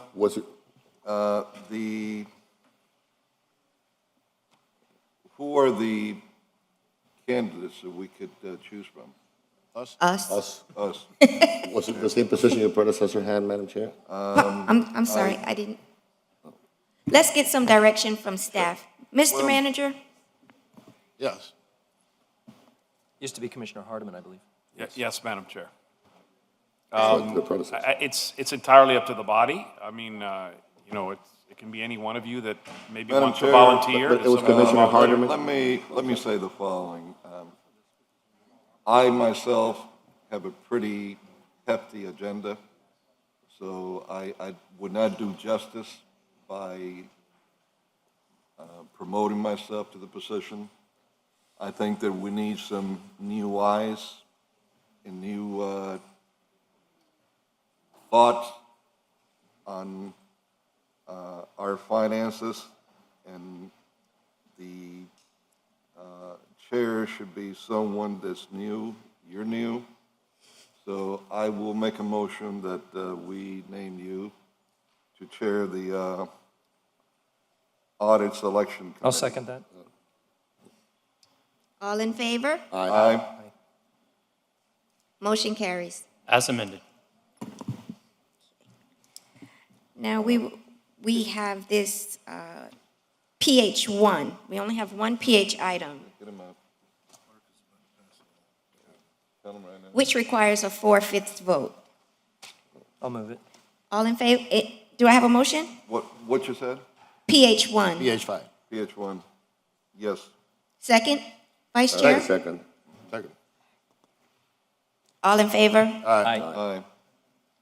If I may now, Madam Chair, and I truly apologize, and I'm trying to keep any pocket item within your request. Well, hold on a second. Todd is here. Yeah, that, They can't hear you. They can't hear you. okay, I'm sorry. I'm trying to keep pocket items within your request that they would be an emergency. Emergency items only. Item. I believe this one is. We are being offered a gift of a statue from Galicia, Spain. It's a very special monument and statue. The governor that they call president of Galicia will be coming here within a few weeks. And this is why we have an emergency, because we would like to be able to see if we could put this sculpture up when he's here so that we could inaugurate it with his presence here.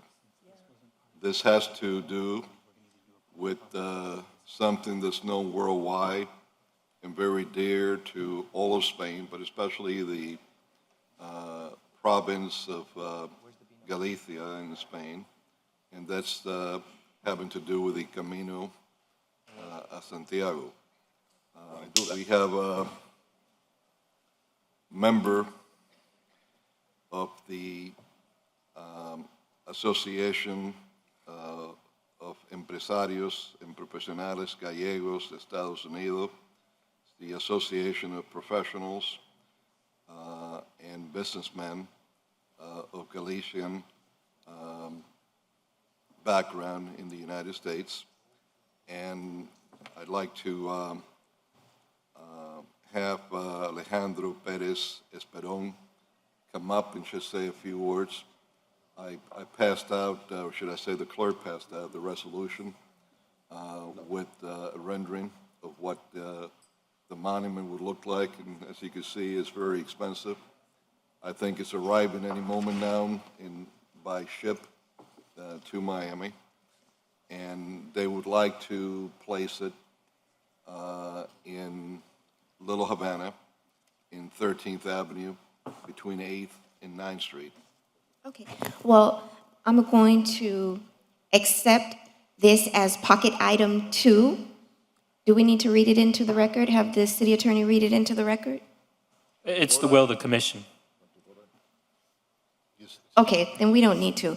And I'm going to open public comments for pocket item 2 to accept a donation in the form of a sculpture.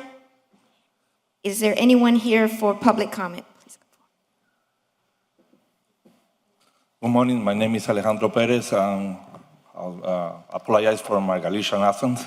I'm coming on behalf of the empresarios gallegos here in Miami. We want to present and we want to request a permit to approve the Cruzeiro, and that is a significant monument for us, for the Camino de Santiago, because actually we love the city of Miami, so we want to be part of the Miami city, and we want that Miami be part of our history too. So, sorry, can I give this? I'll sign that, no? Give it to the clerk right there. Got to follow protocol here. He's getting to be really official. Have you noticed? Yeah. He's sounding like the sheriff, not like the clerk. That's good. Go ahead, sir. Yeah, so basically, this is one donation that the empresarios, la Asociación de Empresarios y Inversores Gallegos here in Miami want to be to the city of Miami, and that should be part of one specific event that we're going to make next month between 17 and 19.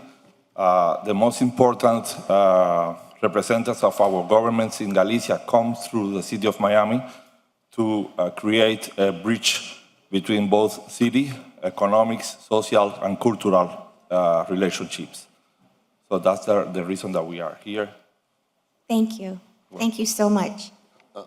Madam, Sir, I'm sorry. What's the height? I was curious. I'm sorry? The height? It's around, it's a little low than 3 meters, around 8 feet. 8 feet, yeah. Commissioner Reyes, you have a question? well, it is a beautiful.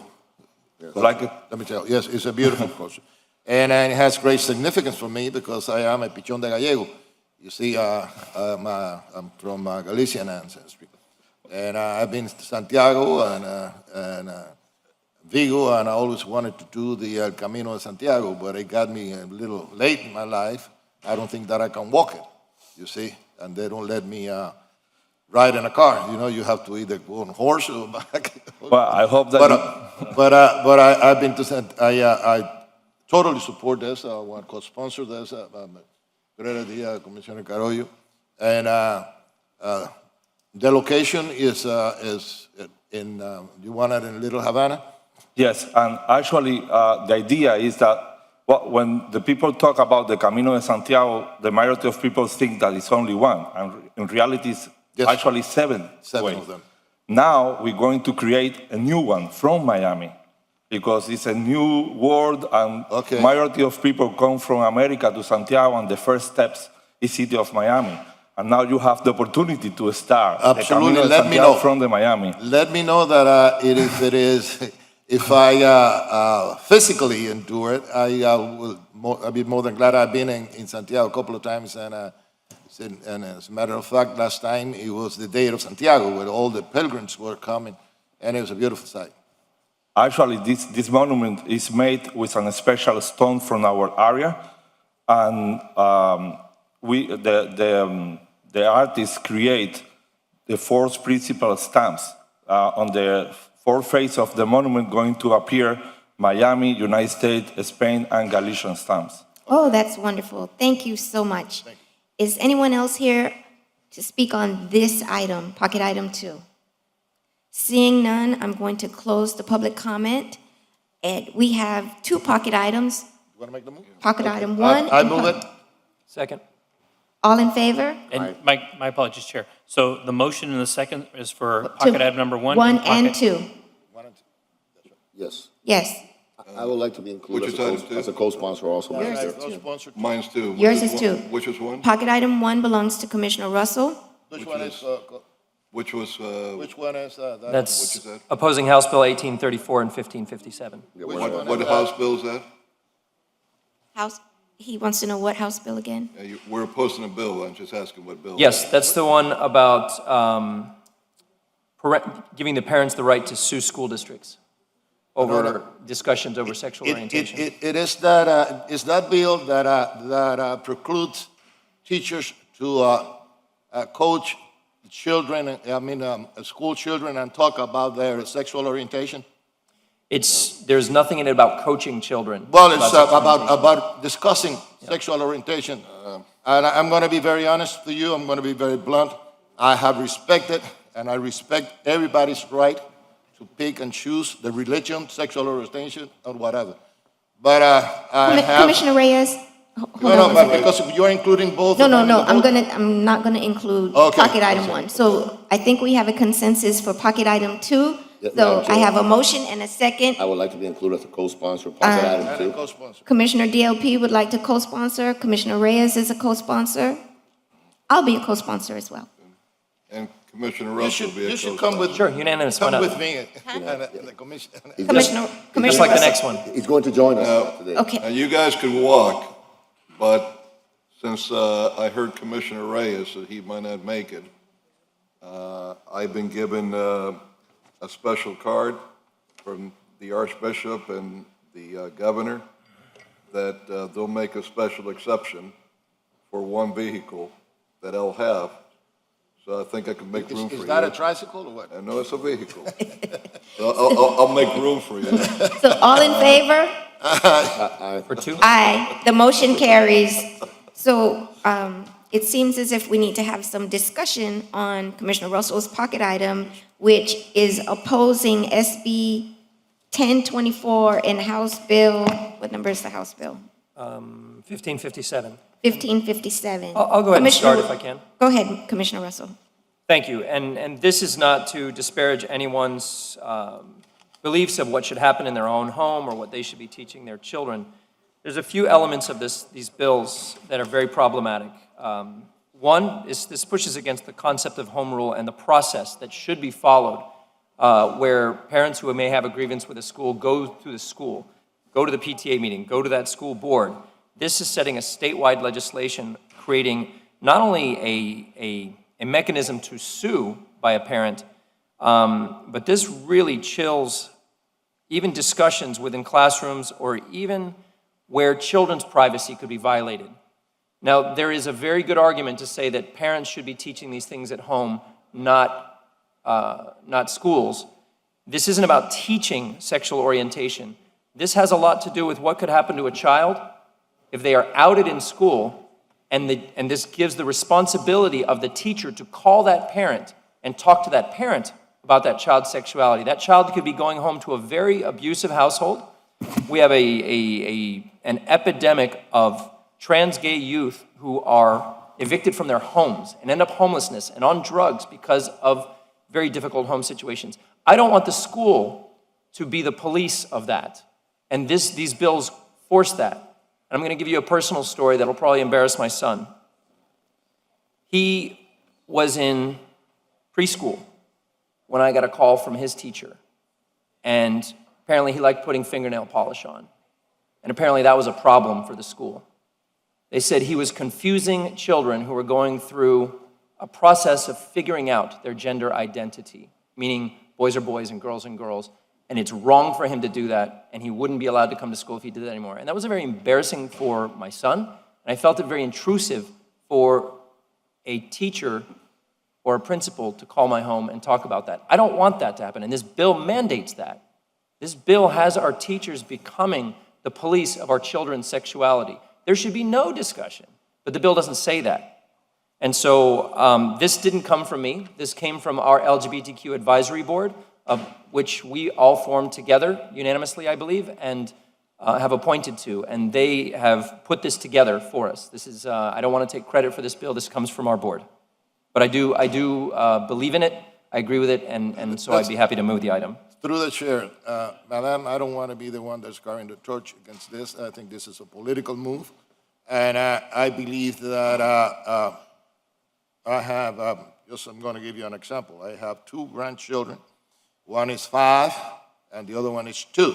I don't want no teacher inciting a discussion on how they feel, if they are girls or boys. I think that is a process that every child should grow into it. It is my belief, whatever path they pick, I will respect it, and I will, I will encourage them to be themselves. But I don't want to give any teacher, and I was a teacher, you see. I was a teacher. I taught for many, many years. I don't want any teacher to be not only on sexuality, but on political belief or anything. I don't want to indoctrinate anybody. I don't think that a 5-year-old should be talking about their sexuality. I think that is a process. It's a natural process that has been like this forever, and this could also provide a teacher authority to do things that they don't have to do, that they shouldn't be doing. So I will leave it like that. I'm not going to vote in favor of the other. I will not vote in favor of that. Commissioner? No, thank you, Madam Chair. You have 2 pocket items today. I mean, you have a pocket item and you have the resolution, I think, RE5, right? I only have 1 pocket. You have 1 pocket item and you Right, have just the RE5 one. as well, right? These are 2, RE5 is a... Yes, it's also It's a opposing net, state legislation. is a net metering issue. What I'm beginning to see issues that have nothing to do with this commission being brought up before this commission. I see this as political in nature, Commissioner. You're not a state legislator, you're not a state senator, you're not the governor of Florida. We are a city commission, and we should be spending our time focused on city issues, not on opposing, really, resolutions in Tallahassee, bills and Senate and House bills in Tallahassee that really, it's not a binding resolution, has no impact other than to make a political statement and have us make a political statement. So I'm beginning to see on this agenda for the first time a disturbing pattern of political issues that are relevant to Tallahassee. You've done it with Washington. I get that was American Rescue Plan dollars, and that's different. That's nonpartisan in essence. But these are very partisan issues, as we well know. And you're bringing partisanship to this commission. I'm voting no against this. I'm also going to vote no against RE5 because I think they're both issues that have nothing to do with this commission. We have a very lengthy agenda of issues that are really important to the city of Miami, that are really important to this commission, that are relevant to this commission, and those are things I want to focus my time on. Okay. Commissioner Russell? I would like to respond to that. And I would like to reiterate that these are not items that I have generated. These are items that have been recommended by the boards that we have appointed. The Climate Resilience Committee put together this resolution in opposition to solar limitations. It does affect us as a city. We are trying to encourage rooftop solar And this bill actually limits, and I don't want to get too much into Well, RE5. let's but- stay with your pocket item. right. Let's just remain with the pocket But the item. theme of the statement is that I'm bringing these for political purposes. I am bringing both of these items as recommended by boards appointed by this body, that this city take a position on these issues because it does affect our residents. And I do believe that, that our voice makes a difference, and hopefully it does affect how Tallahassee feels about things. It's not meant to be partisan. It's meant to support the boards and our residents. So if there is support for my pocket item, PI1, I really appreciate it, and I think many of our residents do as well. But if not, we will see where the I votes lie. would respectfully request that we leave this item for the end of the meeting. Pocket Which item item? 1? Yes, Pocket we item. leave I it agree for with the end of that. the meeting. That's fair. I'm happy to table it. Thank you. Okay, we will table pocket item 1. So we will now move on to our PH1, which requires a 4/5 vote. Do I have a motion? Ma'am? PH. Chair? No, no. PH1 already passed. already passed? PH1, yes, ma'am. Yes. Oh, okay. Pay attention. Resolutions now. Commissioners, Vice Chair, and Commissioner DLP, do you have any items in the resolutions that you would like to? We already pulled RE, if I may, Madam Chair, we already pulled RE8, correct? Off the list? Yes, Now, that has the been rental deferred. assistance, for clarification, that's been pulled. Anything else has been pulled already? Chair. RE8. I'm sorry, Chair, RE8 is in play. You're just going to be pulling it. I'm sorry. Yeah, we're pulling- You know yeah, what? we're The pulling way it for this la- for thing later is, it's discussion. confusing. It's Yeah. RE whatever. Okay, RE8 is in play. The rental assistance, so. Yes.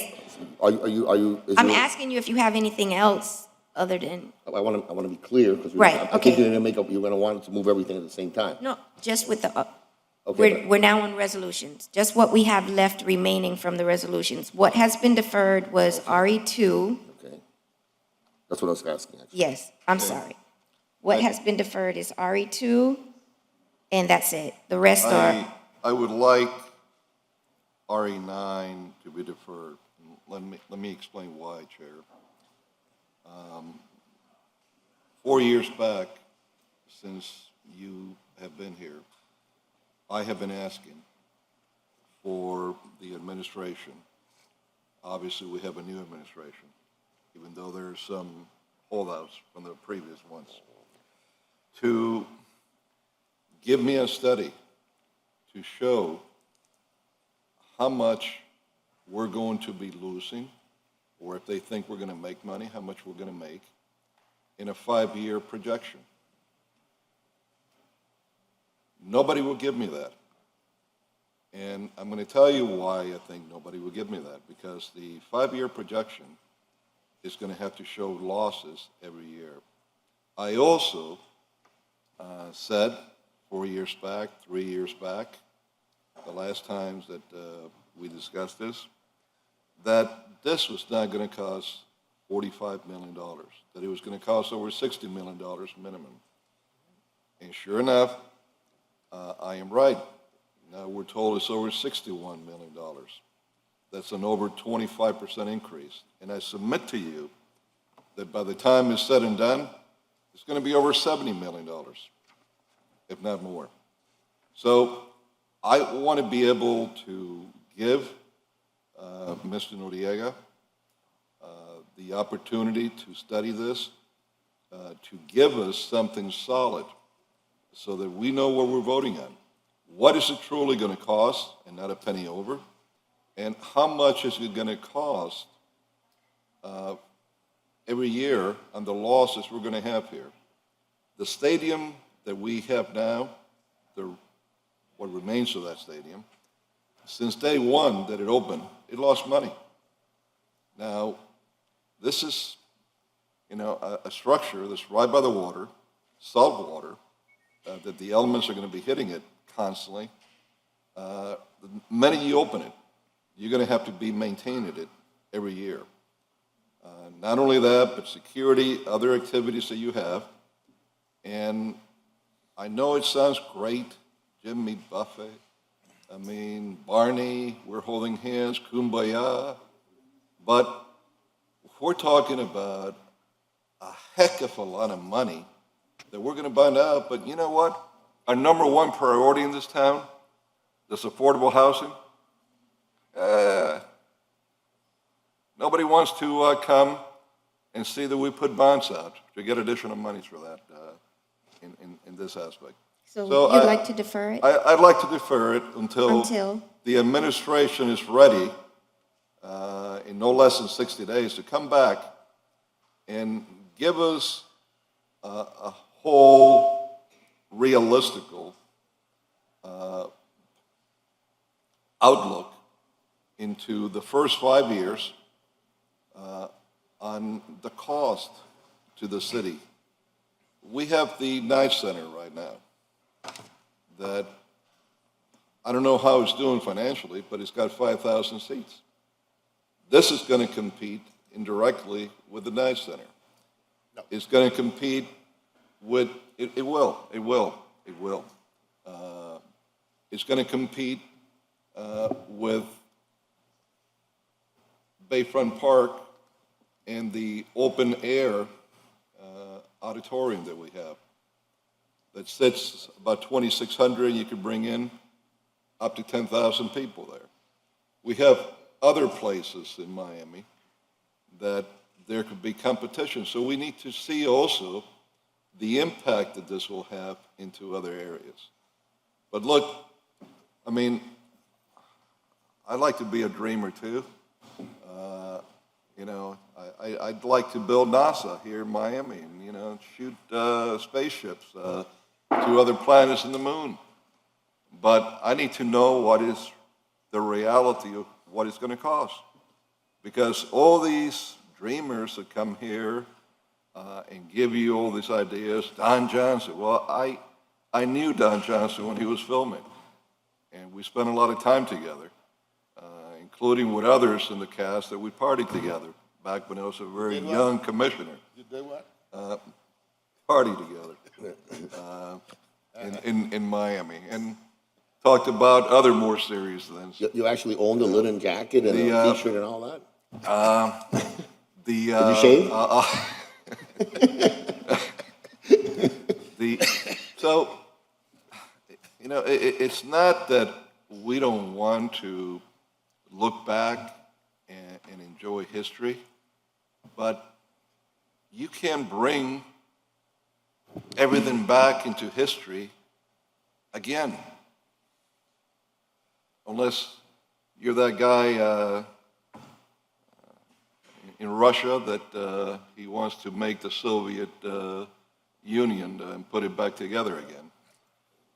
But so what I'm asking is that before we move forward, we need to have a lot of questions answered here that I don't want in the future when this becomes another major white elephant, that, you know, whoever's here then and all the wonderful people that have been promoting this are no longer here, that they're blaming those scoundrels that set up here at the time that approved this whole thing. And further, I'd like the city attorney to come back to us, because I know the one thing they're going to hit us with, and that is that the county could take it all back. And they haven't in all these years, by the way. But they could take it all back if we don't have a Marine Stadium there. That's why we got to do that. Well, I'm going to tell you this. What that contract with the county and the city states from many years back is that we need some kind of stadium there, not that stadium. It doesn't say that it's got to be X amount of seats. We could do something there with bleachers, frankly, and it would meet the intent of the contract. So I think, Madam City Attorney, we should also have you study that and have you come back together with the manager when he's ready with a legal opinion on that also. Because we need to know everything that pertains to this. Mr. Candela is a wonderful man. I've known him for many years. Known his brother, the doctor. Knew him even more years before. That's not the issue. Jimmy Buffett, wonderful singer. Love his music. That's not the subject. The subject is that, this is real money that we're talking about, and it's not pennies. And if I could say something else too before we start bonding so much out. We're living in a world today, if you haven't seen the news beginning late last night, that we don't know which way our world is going. We don't know what's going to hit us tomorrow, what our economy is going to be like. In fact, before this meeting is over, it could be at the end, Mr. Manager, I like the IT director here because I'm very, very concerned as to what safeguards our city has if we're going to be hit by a cyber attack. And I'm going to tell you now, I will bet my right and left hand that we're in real bad shape. So I want him to tell us where we're at.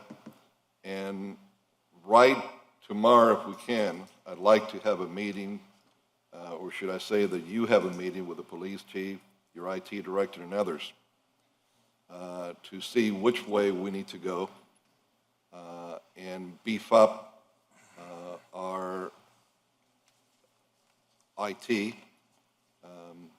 department so that we could protect ourselves and our citizens in the best way possible.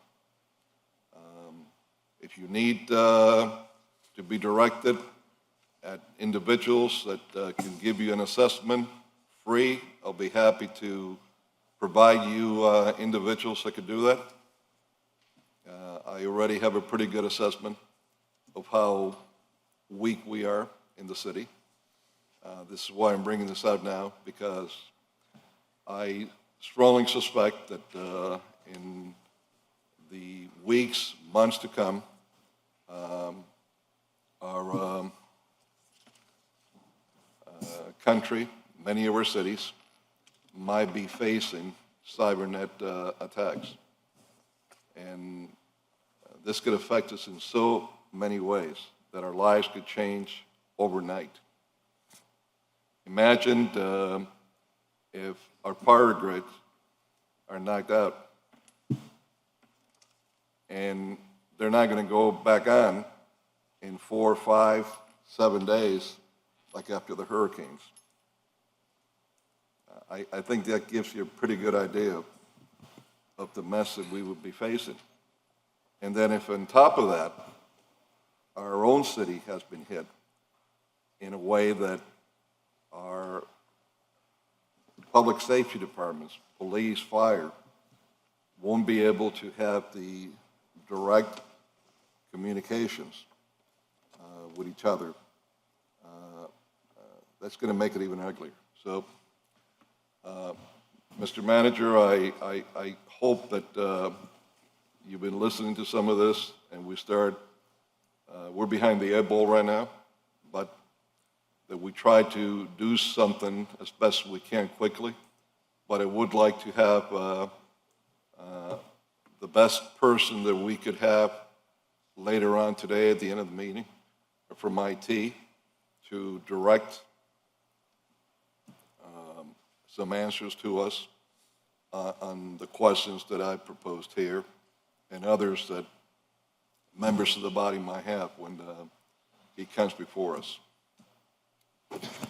Thank you. So we are going to, so on the table now, oh, I'm sorry, Commissioner Russell, you wanted to say something? Thank you. I just wanted to respond to Commissioner Carollo, and I'm encouraged to not have heard that you are against a restoration of the Miami Marine Stadium. You want to get the numbers correct and make sure we're doing the right thing and the smart thing, because there's a lot of emotional support for it. My office has received almost 100 emails in support, 0 against, but they don't know the numbers like you do and like we should.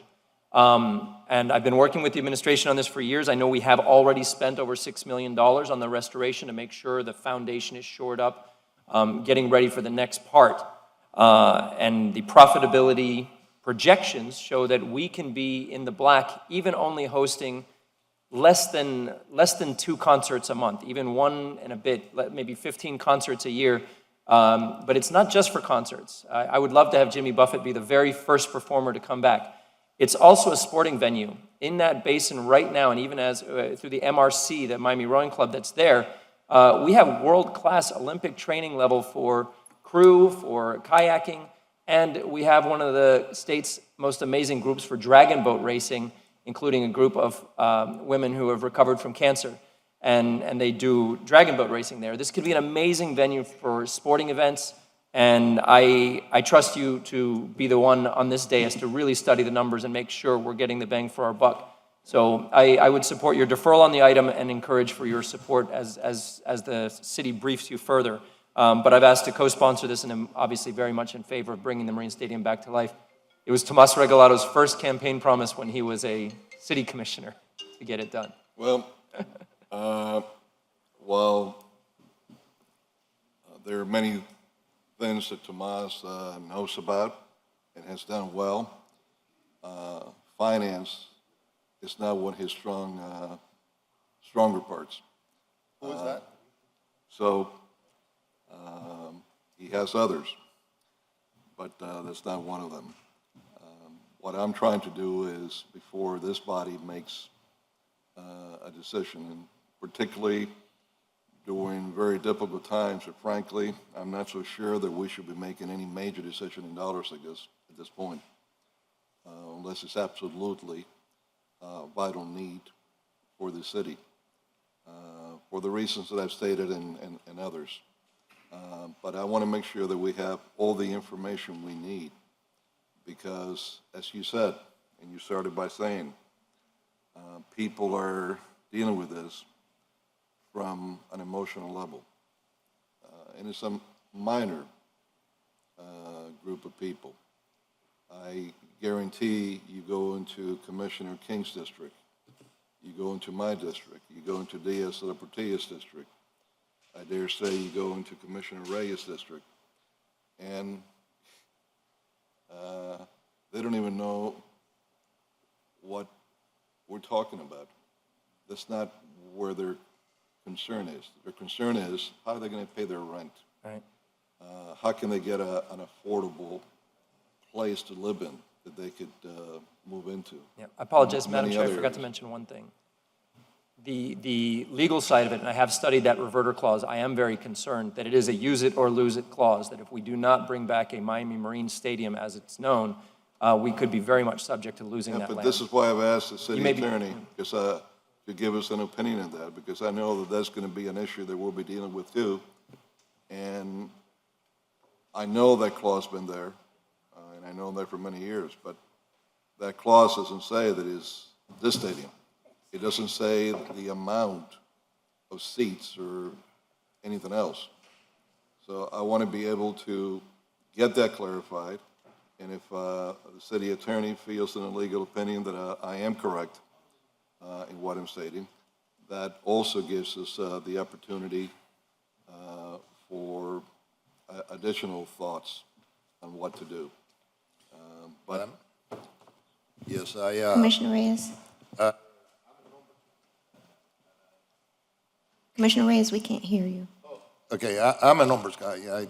It's been my training. But I agree with you.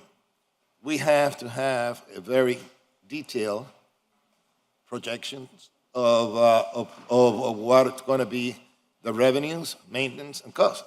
And when are we during the construction period? How long it is before we start recouping the money and being able to, be in the red? I do understand that. I don't agree in your statement that it is going to compete with the Hyatt, for example. They're different venues. This is a water venue that people that are going to, most of the activities that are going to take place there.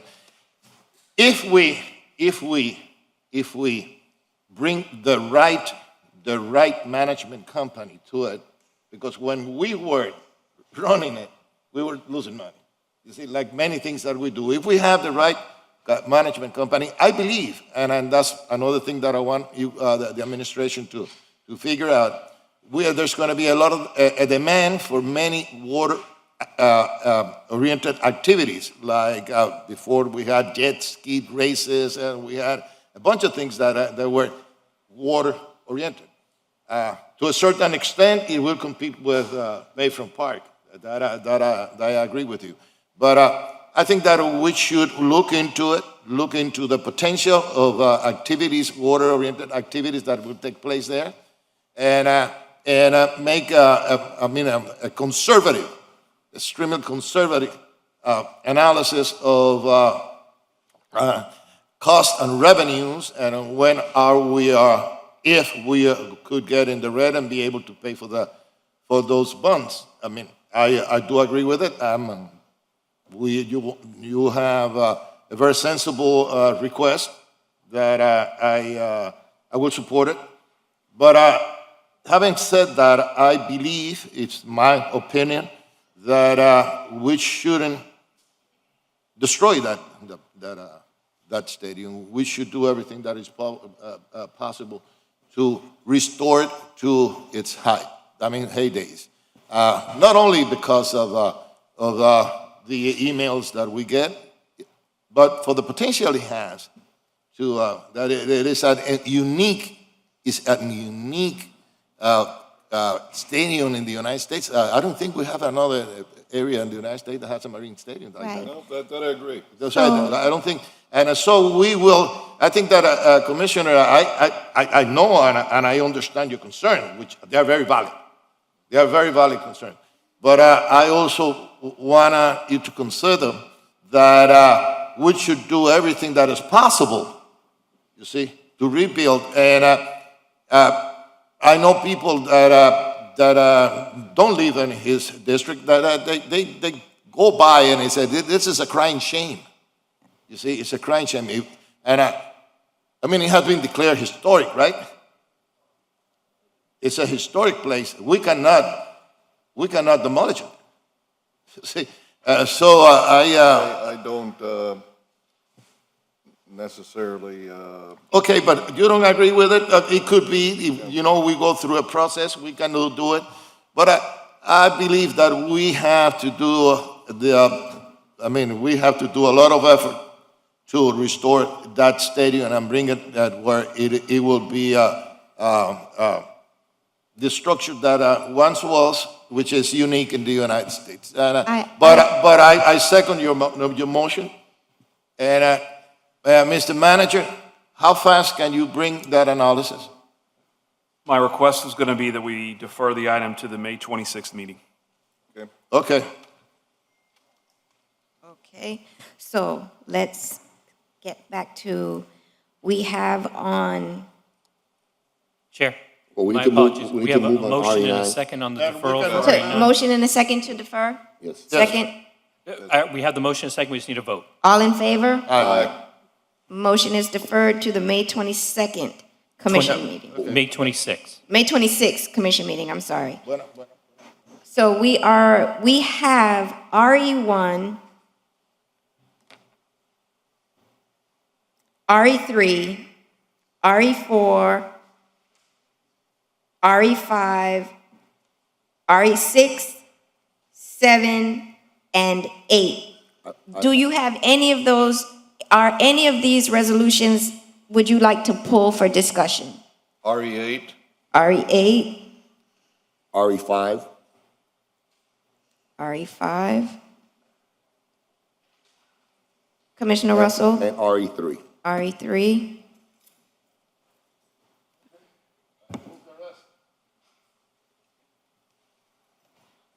I have a motion to move RE1, RE4, RE6, and RE7. Do I have a second? Second. All in favor? aye. Motion carries. So we will take up now RE3. Commissioner Russell? Although, And Chair, just for the record, RE4 was amended, just to add, I believe, Yes. ordinance numbers and a resolution number, I believe. Thank you, Madam Chair. On RE3, I'd like to, obviously I'm supportive of it, I'm sponsoring it, I have worked with the neighborhood. Not everyone agrees on everything, but we need to move forward. We do have resilience issues in that entire neighborhood that this can help address. But I would like to address some of the misinformation, because we do not intend to plant any mangroves there, and that's been stated quite a bit as something that will block the views. So I'd like to amend and direct the management within this plan to not plant any new mangroves and to seek a Durham permit for trimming of existing mangroves for keyholing, view lines, breezes, et cetera. Other than that, I'm in support of RE3. Vice Chair, do you have any comments for RE3 that you'd like to share? I want to know, Madam Chair, since I was the one that pulled it, I would like to know, and I was listening to public comment, and we're getting all kinds of different versions of what's happening in Morningside Park. I want to know in more detail from the administration, Mr. Well, Manager, let me, what it does. let me, Okay. we're going to hear from administration, but I'd like to, Chair, and thank you, reserve any comments until I hear from the administration. I'd like to hear on the other side of the coin from Commissioner Diaz-Portillo. I think he's got a concern that might, bring some additional light to it for me. This is one area that I have mixed feelings about. The one thing I do know is that we need a pool there. Yes. But how we reach that, it's another matter. So, and your district certainly uses this park tremendously. So I think you should be able to wade in a lot in this also. I have She's been in a lot of the meetings. Yes, I have. I would be happy to hear from Commissioner Diaz-Portillo. Okay. And I just want to say that I played in that park when I was a child.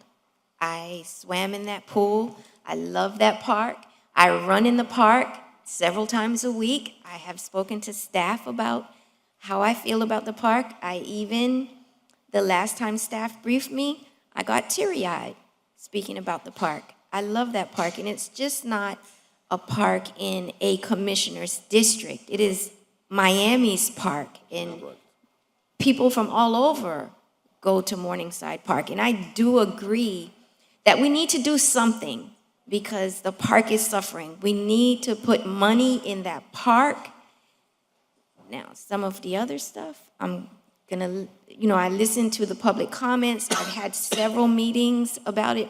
My district is invested in that park, and it's not easy, the choices that we have to make. But what is easy is that the park needs the funding. That's easy for us to decide today, that the park needs the funding. So, Commissioner?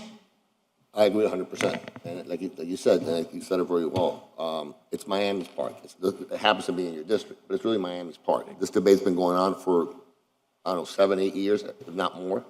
And something has to be done. So I agree with you, the money has to be spent on that park. It's Miami's park. It's a very important park. In fact, I played there when I was a kid because my parents lived on 17th Avenue, right off Biscayne Boulevard. It's a park we would go to. You too, huh? Yeah, me too. So I did the same thing. Later on, we moved to Little Havana, but My brother and sister tried to drown me in that pool. So it's also a park that many people in Miami now go to. It's a very treasured park. But I do get a sense, Commissioner Russell, with all due respect, that what I was hearing this morning was sort of packed in favor of one particular proposal. I just get a feeling that that's what happened this morning. So I'm not getting the full picture of what the different proposals are. Number one, that's why I wanted the manager to tell us what are the alternatives. Let's agree that we need the money. I think I agree with that. I know I agree with that. What are the alternatives? And then, of course, to listen from you, Commissioner King, Chairman King, Chairwoman King, that what you think should be done in that park. You need to have input into this, and you need to give us I don't know your point of view on that park and what needs to happen there. I know there's all kinds of debates. I've been following the issue on the loop, where the pool goes, and it goes back and forth, the mangroves, and the long litany of things that are brought up about what's happening in that park and what can happen in that park. It's a serious decision. I think it needs more. We all need to have more information from an objective source and from a commissioner that also knows the area well and understands the area. So if we can have the Parks Director come up, please.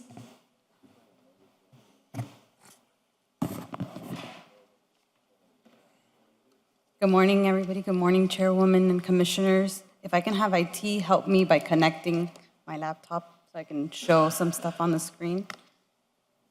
And if I can have the OCI Director, Angel Carrasquillo, also join me at the other podium, because he's the expert and has provided a lot of research. Chris?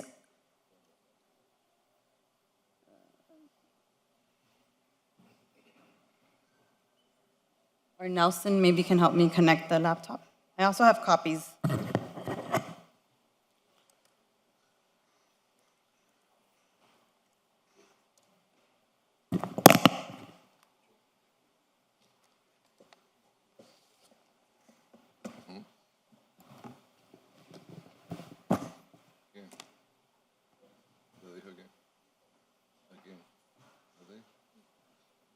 No, I don't have an HDMI cable.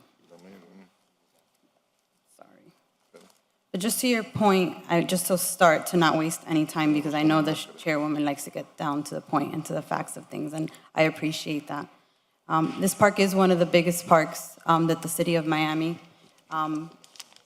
owns and operates. It's 42 acres of green space. It's a beautiful park on the bay. Very lucky to have this as part of our park inventory, as we're now going through the park system master plan, which I appreciate every commissioner and their communities participating in. I also want to greet all the passionate audience that we have here, residents, community members, any advocates for parks. And for us, anybody that's in favor of parks, we appreciate. Can I turn on?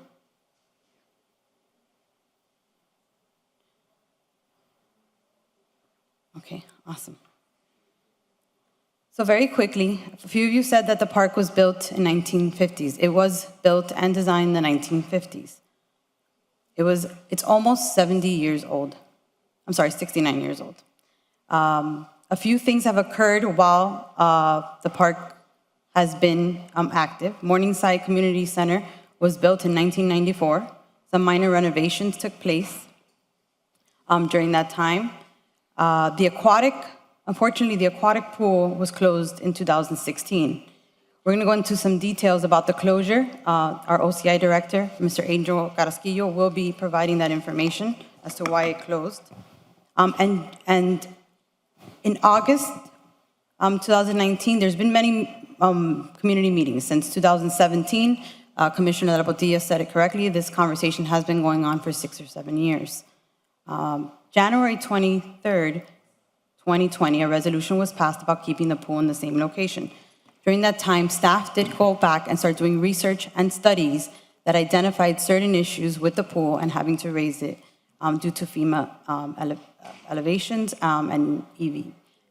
On November 29th, we went, this was my first, second community meeting with Morningside, and provided the information that we found in 2020, 2021, and throughout 2022 in regards to the aquatic facility and the rest of the park. It's important, as you heard here today, that the biggest challenge is that most of the park is unusable after a severe storm event or king tide due to long periods of flooding. It's okay for it to flood 2 or 3 days, but when it comes to a week or more, it becomes an issue. And that's what we want to fix. We're here, the goal is to try to fix the flooding and provide a holistic plan that gets everything together, because as you also heard here today, when you change one thing, it moves things around. So we want to make sure we approve or a conceptual plan. Today, Morningside Park looks like what you see here today. You see, there's one thing that wasn't there in the 1950s were the mangroves that are now overgrown today, and they were protected in the 1980s. We could work with DERM to try to trim them down, but we are not proposing any additional mangroves. Let that be clear. Just wanted to show you, after many meetings out with the community, these are some of the things we constantly heard. Stop the flooding, improve the park overall, enhance natural elements, keep the park for the most part the way it was designed, fix the pool, build the pool, which the pool being out of service has been a huge disservice to that community. It's really important to provide learn-to-swim programs or aquatic therapy for everyone, and just leisure swimming, lap swimming in the morning. That hasn't been able to be done in the last 6 years. The city's goal and our goal as a team was to develop an inclusive design for Morningside Park, which includes natural resources, resiliency, multi-purpose, multi-generational, multi-seasonal, and address communities while simultaneously keeping most of the integrity of the park's initial design. We want to make sure there's something there for everyone because it is a community park. This is what we are proposing. We are reducing the loop road. We have recommended to move the pool next to the community center for multiple reasons, both in capital and in operation and ongoing. This is one of the most efficient, cost-wise, and time-wise proposals that we're providing, because we don't want to raise funds. I mean, we don't want to increase the capital funding by providing something that may be too expensive and not doable. Just wanted to show you a clear picture because I know a lot of those numbers could create some confusion. So OCI had created a cleaner version of what we are proposing. By doing this also, we're adding a dog park. We're adding multi-purpose fields, open green space where you can picnics, do small community events, and we are proposing to move the ball field as well. At this time, I'm going to move it over so that OCI Angel Carrasquillo, Director, can provide some information, some research and studies that they have provided and done in the last 2 to 3 years. Good morning. Thank you, Barbie. Hold on 1 second. There's a lot of information here. Do you want to wait till the presentations are done for the questions to be asked, or can we interrupt them? I think we should wait until the presentation is done. Okay. I'm writing down I my am too. questions. I am too, but- So I think we should wait and get the presentation over with, and then we can ask staff questions. Good morning. Thank you. Good morning, Madam Chair, Commissioners. Let's focus on, there is a critical issue with Morningside, and it's flooding and drainage. So let's focus on the park portion, and then we'll go on the neighborhood. So that picture that you see there, it's after a 24-hour rain event. The park is very dysfunctional on drainage. It doesn't percolate, and we have a problem. The level of service is not where it needs to be for the residents. What are we going to do about this? So one of the first things that we'll do is implement a park drainage management plan. That plan essentially is going to establish high points, low points, walking areas, playing field areas to have those at a higher elevation. The low points will be focused to establish the infrastructure, the collection of the runoff of the stormwaters to convey them to the bay. Next. Let's talk about the neighborhood, the adjacent neighboring areas. You're going to see 3 slides there. The first slide on the left side is the current conditions. The darker the area, the more severe the flooding is. Slides 2 and 3 are split in 2 phases, and it is a project that came from the Stormwater Master Plan. Slide number 2 includes exfiltration trenches and a series of pipes with larger diameter, with more capacity that will collect quicker the stormwaters, and will connect to a 5-foot diameter outfall that connects from the neighborhood all the way up to the ocean. That flow will go by gravity. On slide number 3, we're stepping up the game by including injection wells that will pump most of the stormwater into the shallower aquifers, and also will include a larger capacity pump stations to eliminate the flooding situation as quick as possible. Next.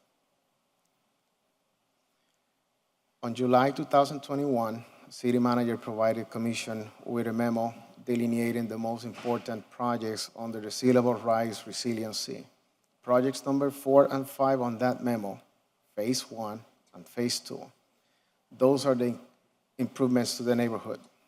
One is $13 million for phase 1, and the next one is $19 million. I need to emphasize these are late 2020 US dollars. You know how the economy is going. Next. Let's talk about the pool situation.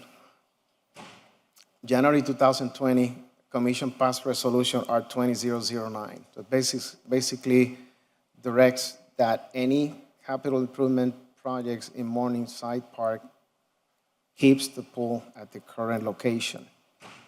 On May 2020, the general plan put the pool back in the existing location. January 2021, the city allocated the funds to move forward with the design and the analysis of the pool design. On May 2021, something very interesting happened. As the city started looking at criteria, there was a criteria that came up that basically states the following. If the repairs of the rehabilitation of the pool exceeds the market value of that pool, it triggers to rehabilitate that pool to new building code and FEMA standards. Next. So, looking at the pool, existing conditions on the existing location. On the left side, you have the existing location, the existing conditions of the pool. On the right side, you have the pool if we have to bring it to standards. These standards are based on a FEMA VE flooding zone, and we're going to talk about that a little more. The VE criteria establishes that the base flood elevation of the pool has to be at 11 feet. That 11 feet goes to the lowest horizontal structural member that supports that pool. From there, you have the 6 feet of water depth, and then it goes up. That is the scenario if the pool is put to standards in that location.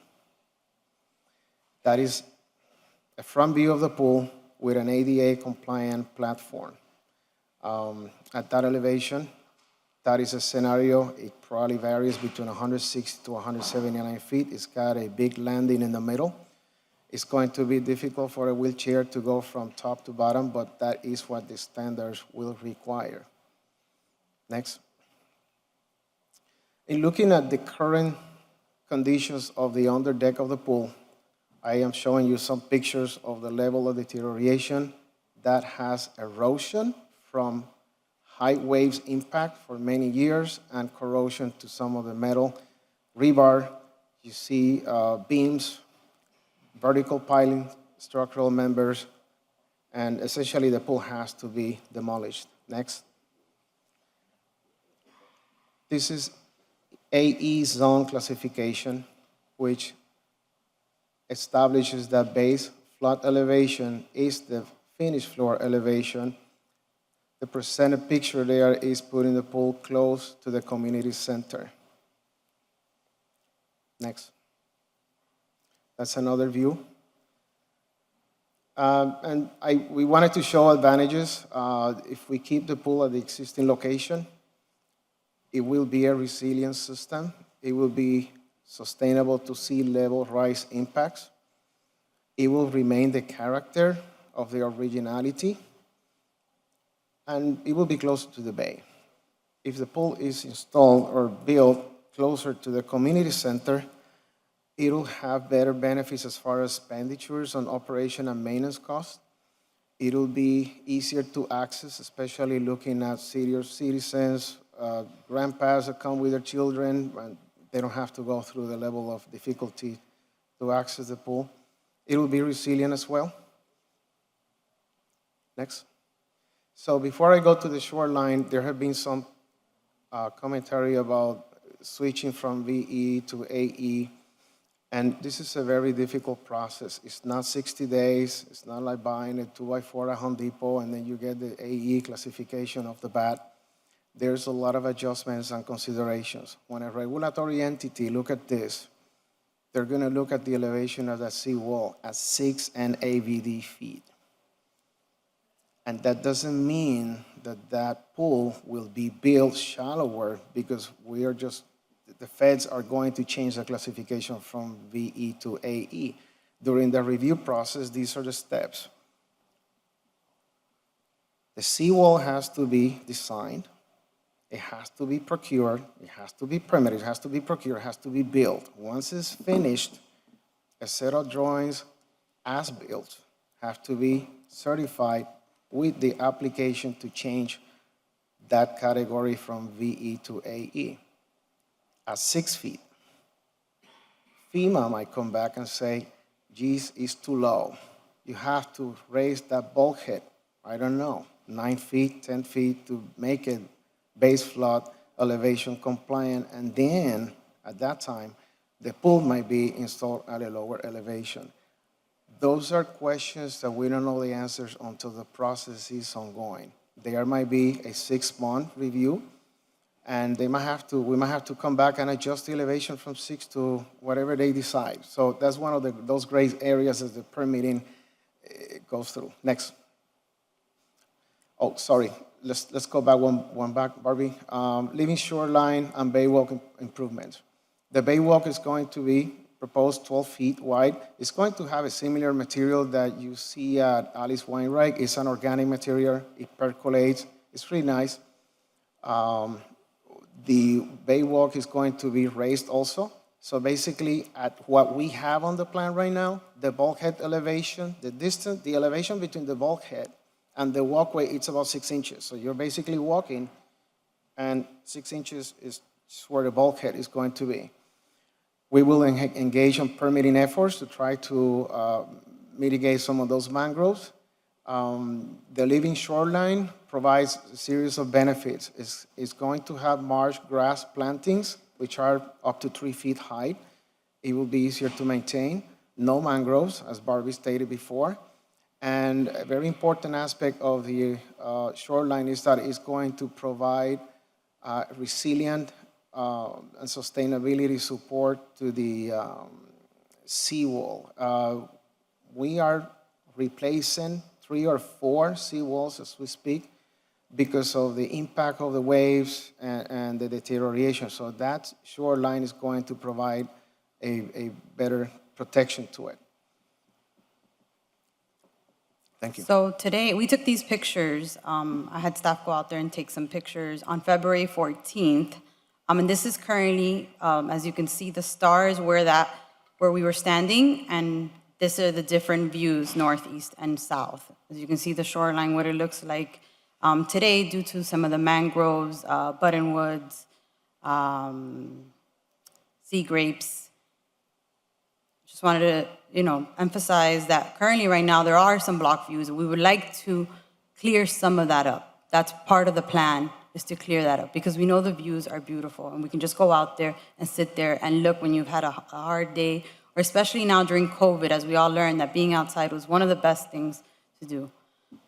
We would recommend to remove, and this is just a certain plantings, we would relocate, nothing is going to be removed, we would be relocating, and this was a study, a vegetation study done, buttonwoods and sea grapes, we would relocate them along with the palms as well. We would also be applying for a permit to try to trim down the mangroves.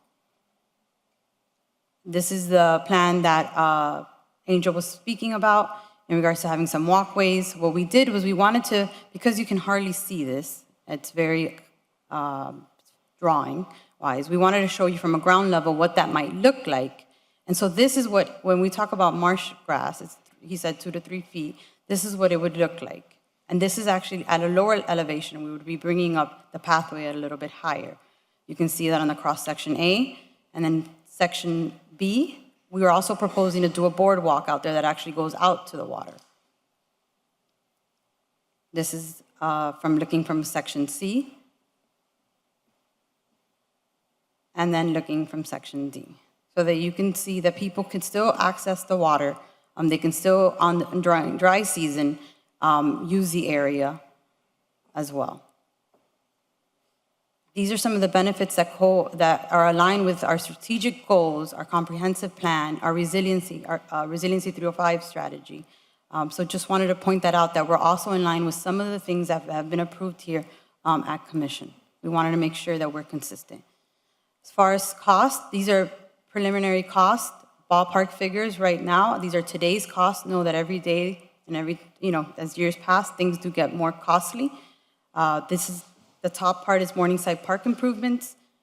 The middle one is the neighborhood improvements drainage plan, and then the bay walk and shoreline improvements are at the bottom. As far as timing, we're looking, and please keep in mind that duration means design, permitting, and construction, and these are the times we're looking at. Doesn't mean that things can't happen together, but that all depends on the funding. And again, I wanted to make sure that we saw the plan again, because I know there was a lot of information, as Commissioner Del Portillo had stated. We appreciate, everyone's passion for the park, and we know that we need to fix the flooding because we want to make sure it's usable.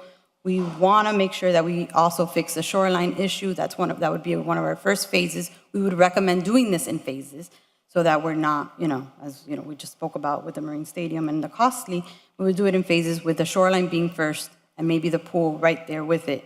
So we can go back to providing leisure, swimming classes, field trips, make sure no kids are being drowned in the pool. Chairwoman, sorry about that. So we're providing a plan that staff believe is the most cost-efficient and the least amount of time is what we're doing. And before you is the resolution that we have provided to approve the plan. Thank you. I have a couple of questions. One, does this resolution amend the resolution that requires the pool to stay where it is? It rescinds any resolution conflicting with it, so the answer is yes. Okay. And I'd also like to address, you mentioned aquatic therapy.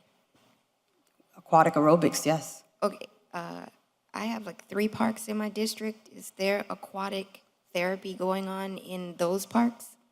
I would need to find out the specifics of each of those aquatics, but we could provide aquatic aerobics at any facility. That helps with arthritis. Because you made it a point to say that you would like to provide aquatic therapy at a pool that hasn't been working for, I don't know, since 6 years. 6 years, and proposal would take another 3 years. But I haven't heard of any aquatic therapy going on in any of the pools that are functioning in my district. So I will look into, I will see I would that, but appreciate that. Usually pools have those type of programs. Okay, well, I just want to make sure that Okay, I the will get pools that in my information district for you. has that. Okay, and the third thing that I want to address, the timeline for the pool is approximately 3 years, and the construction won't even begin until maybe December of this year? That's with the pool relocated next to the community center. Okay, but I want to address the flooding zone category. Classification. It's VE, and architects have come to me and have said, if you change that VE to AE, and I heard you kind of mention it, then would we be able to keep the pool in the same location if we got that classification changed? You can keep the pool at that location regardless. No, but without, Right. without the monstrosity that you have, that ramp, I think you, and I said it to staff already, I think you made it purposefully ugly to dissuade people. We're from- engineers, so we are not. I mean, I'm a parks director, I don't draw. right, so, but with the classification change, would you have to construct the pool as you have recommended in the plan? So I read the email and it's misleading. It's not a pool. It's a complex. It's a facility. And that facility, you have a pool, you have locker rooms, you have bathrooms, you have rooms for meetings. The lifesaver is there, he's got his equipment. So it's a complex and it was permitted as such. So it's not a pool like a residential that you have the pool on the ground level and the pumps are up there. It's a whole one piece, which makes it more complicated to do what Okay, but if we didn't have all of that, and we pared that down a bit, because the answer is yes, Commissioner. What he was stating before was that it's not just a 60-day process. You need to apply for the process, from my understanding, and this is from layman's term, is that you need to apply to turn it into an AV? Is that what- AE. Yeah, AE, so sorry. when you're submitting for an AE classification, you have to build a seawall first. Then you have to submit that you're proving that it meets the criteria to avoid 3 feet of wave impacts or higher. The classification drops from 3 higher to AE, which is less than 3 feet. Once you have proven that is built, They might come back and say, it's 6 feet, you have to raise that seawall even more for you to be able to build a pool facility at a lower elevation. Has it been done, this classification change? Has it been done? Not that I know in Miami, but it has been done. Those classifications have been done, yes. I don't know about the pool facility per se. Madam Chair? Commissioner. On that same thread, just a question. The switch from VE to AE, the berm that's being proposed and the landscaping that's being proposed, wouldn't that achieve the same height levels as a wall? Or are you going lower with the berm? For VE compliance, yes, because it's a city ordinance. Right. Now, where we can, where we have natural shorelines, we're trying to encourage the maintenance and keeping of those shorelines. We're not trying to encourage walls where they're not necessary. We want as much natural public access to the water as possible. And so in Alice Wainwright, if we had a natural shoreline there, I would have loved to have kept and encouraged it, but we had a wall there. And it's not my first choice, but it's what we had, so we embellished that wall and strengthened that wall. Same thing with our parks downtown. But in this case, we have a beautiful natural shoreline, and if we can maintain and keep it, it's great. To apply from VE to AE could delay this pool process even further. Where it's being proposed still has water views. Yeah. It is elevated, and it's still, it's only just a few feet back from the shoreline than what it is now. You would still have water views from the deck of that pool. So I don't want people to think we're hiding the pool in a way that you won't be able to see the bay anymore. But this solution they're proposing seems to get us there sooner, less expensive, easier maintenance. I really hope we don't build a wall at this park. Commissioner Diaz. Thank you, Madam Chair. Mr. Castillo, right? Carrasquillo, Angel, can call me Angel. I know you as Angel, I'm sorry. What's your last name? Carrasquillo. Arrasquillo. Sorry. Okay. I'll remember from now on, I'm sorry. I thought it was Castillo. Angel, you spoke about you spoke in your presentation about a resolution, City of Miami Commission Resolution R20000 that specifically instructed your department to put the pool in its current location. That if any capital expenditures or rehabbing will be done on the site, that the pool remains at the existing At location. the existing location. Yes, sir. Yet you move forward with changing, you basically didn't pay attention to the resolution. You concocted a plan that puts the pool in a different location. Or was that resolution rescinded by this commission? This meeting right here, rescind the staff. No, but you're putting the cart before the horse. You went ahead and spent money developing a totally new plan, with a pool somewhere else going against an existing commission resolution, right? Based on the request that was at the December commission meeting, we were requested to come back with an updated plan. Right, but I didn't know until today that there was an actual city resolution that had mandated that you put the pool in the same location. Because that sort of changes things for me in a way, right? Because the commission gives direction, and then you guys go and do what you want. So you have community meetings. What you want means this. You have community meetings. We'll talk about community meetings. We have community meetings, and how many people attend those meetings? over 100 people attend those. Total. Yeah. In all the meetings you've had? No. Or one meeting you have 100 people? The one meeting in December the 13th was over 100 people. Over 100 people? Yes, sir. Okay. And they gave you input into what they wanted, they wanted the pool, what percentage wanted the pool where it is, and what percentage wanted the pool It somewhere seems else? it's a little divided, is from what I It's keep. 50-50? What I keep hearing is it's divided. The community is No, divided. divided means 50-50, right? Right, yes. It's an even split, right? Okay. Yeah, you went ahead and you did put the pool in a different area. Why? We provided this so that it's the least expensive based on from that resolution in 2020. The OCI department did research, studies that they spent money on to provide the information on where the pool would be as far as the height. Before moving forward on that, I think it's important that everybody understands that based on that information, the pool would have been at the 18 feet.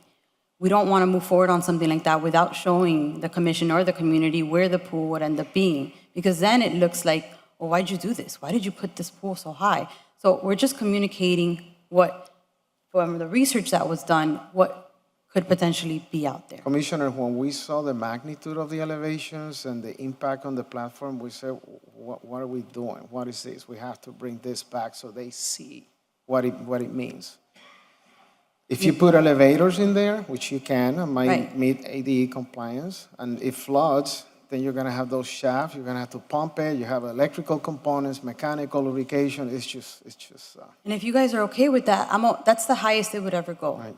So if you're okay with that, we're okay with it, but we wanted to provide you the information. We're not here to say, this is what personally we would want. This is based on information that we have gathered, put together, and providing to you. So we're giving an alternative to what the information has brought, the results of the information. You also outline a number of things, if I may, Madam Chair, through you. You also outline a number of things, including permitting and cutting of mangroves and permitting and other things of that nature that are very difficult to obtain from the state of Florida, correct? Absolutely. You know that? yes, sir. Absolutely. Okay, Absolutely. almost impossible, right? Yeah. And yet you propose it. No, this plan Cutting, proposes zero mangroves. the trimming of mangroves. The trimming of mangroves is proposed in the plan, is that correct? Yes, we will be requesting a permit to trim the mangroves. And do you know how difficult that permit is to obtain? Absolutely, sir, but it has been done before. Well, but do you know how difficult it is? It is Yes, difficult. sir. It is Okay. difficult, yeah, we understand. And if it's 50-50 in the community meetings, I'm almost done. It's 50-50 in the community meetings. Why did you just not simply leave the pool there? We could, if that's what you all. What's the cost? What's the cost differential? What's the difference? About $1 million from what I understand. $1 million more? One and a half, if the pool is built at the existing location, conceptual, it's about $7.5 million. What's the difference between building it in the existing location? 6 million. It's $1 million is the difference. It's $1 the million. delta. What's the total cost of the project? All phases, from beginning to opening day? Everything. So for the park improvements, it's about between 23 million and 29 million. Okay, for everything? For everything without the shoreline. Now, Total. the shoreline, you add the shoreline, is between 13 to 14 million. We're looking at different grants to help with that. That's 43 million. What else?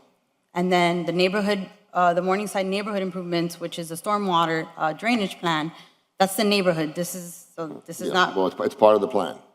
but we would not, that's not something that is part of the park part. That's the neighborhood, surrounding neighborhood, which is this part right here. I'll show you in a It second. was in your presentation. Right. I know. This that's why. one, this So part right If you here. gave us a presentation, that's okay. These are all the pumps that would be associated. Okay, of course. And Commissioner, the thing, I'm sorry, I'm just trying to get to a number. Sorry.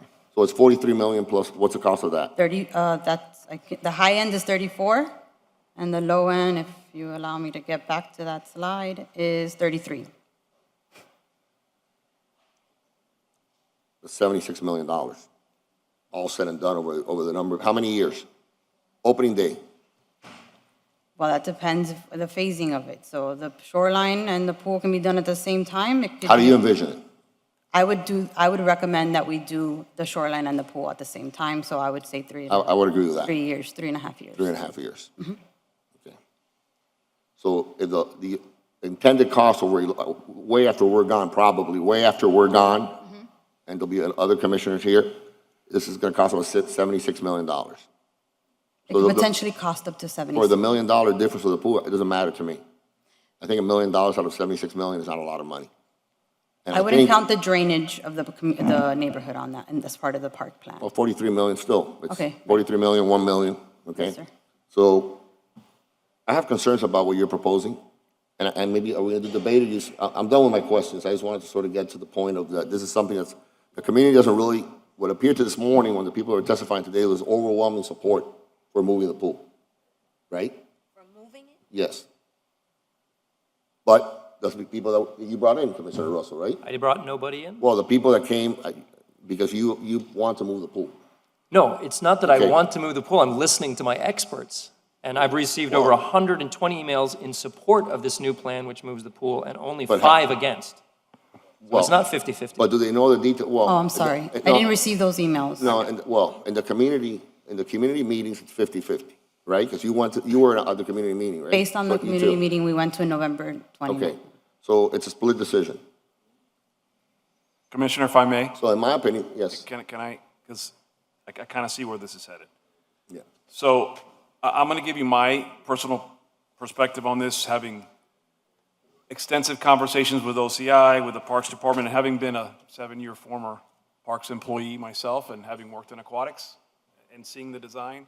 I think that leaving the pool in its existing location and the design requirements and the elevation requirements forget the $1 million cost. There's also a cost added to the overall maintenance of that facility because of the size and scale of it, right? And because of the location and its proximity to the shoreline. Having listened to them, having obviously listened to the homeowners association as well, by the way, they voted to support this plan. I think for us, the sensible decision is to approve the plan as presented. The relocation of the pool, to me, makes sense for all the reasons that were highlighted as part of this presentation. And I think if we're going to be practical, and when you look at the holistic sort of current condition of the park, and the way this plan is laid out, you're not going to ever design this to everyone's satisfaction. You're never going to get 100% consensus. But everything that I've heard is that there is a majority of the residents in the area that were, very present in those meetings and certainly have given a lot of input since, inclusive of the homeowners association. They support the plan. And I think that, if we're going to do right by this extensive process that we've engaged in, the timing that it's taken to put this entire thing together, let's follow the lead of the people that have put the sweat equity into this from a design perspective and our professionals. They've listened to the individuals and the residents in the neighborhood. And I think, the smart decision is to kind of continue to head down this path. It may need to be tweaked here and there as we get through into this. This is not set in stone by any means. Correct. But I think the pool relocation, which seems to be the bigger issue at this point, even more so than the shoreline, I think the smart move for us is to adhere to the letter of the recommendation made here.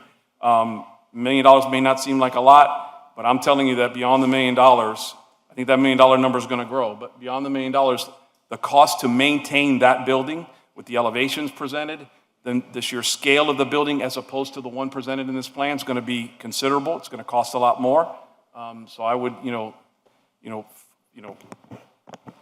encourage you to ask any additional questions. I'm certainly willing to meet with you one-on-one and kind of discuss this a little further. But this plan is certainly supported by me and staff, and I would hope that we get the support of the commission as well. And Madam Chair, I don't know what the will of the commission is. I know a lot of them want to speak on this, but I would like a deferral on this if possible. At the next meeting, if you want to give me an opportunity to, I'm not convinced. Number one, it's a 42-acre park, right? So it's a park for all Miami. It's our largest park, Absolutely. right? It's Is it for our largest everybody. park? I'm sorry? Is it our largest park? It is one of the largest parks that we own and operate. Right, that you own and operate, 42 acres. So it's Miami's park. It's Miami's park. Right. You have professional staff, your staff, Mr. Manager, telling us that it's 50-50 in the meetings that they wanted. We had activists come here today that want the pool, and what Commissioner Russell is proposing. It's your district, but it's Miami's park. And I think for the future, and it's such an investment to go down a road and not know where we're going, to be uncertain, at least I would like a deferral to have an opportunity to take a look at it and see, maybe even go out there and take a look and speak to some of the people out there. I think it's an important, and maybe, I'm sure you'll do the same. I'm sure you've already done it. I've done it Yeah, and many times. I have not heard your opinion. I'll defer also to you, Madam Chair.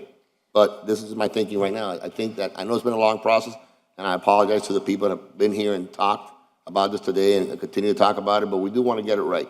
All we're trying to do is get information to get it right. We just don't want to make a mistake and find out when it's too late that we made a mistake, we need to change it. And I'm concerned about the Bay View, impacting the Bay View for the pool. I want the loop in there. But that's my personal preference, I think the loop is more conducive to interactivity with the other community members. But at the end of the day, those are details. But the shoreline, the pool location, those are more important details to me. So I want to take a second look. I prefer a deferral, but, I'll listen to the will of the body. Commissioner Reyes? Sorry. Thank you. Now, I think that most of my questions have been answered, but I have, the manager made a very significant point.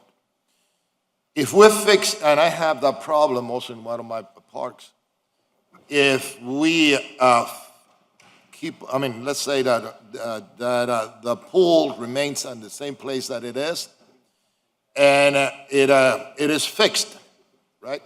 What's the maintenance cost for that pool once it's fixed versus having a new pool? With all, the investment on fixing it, and bring it up to par of being useful,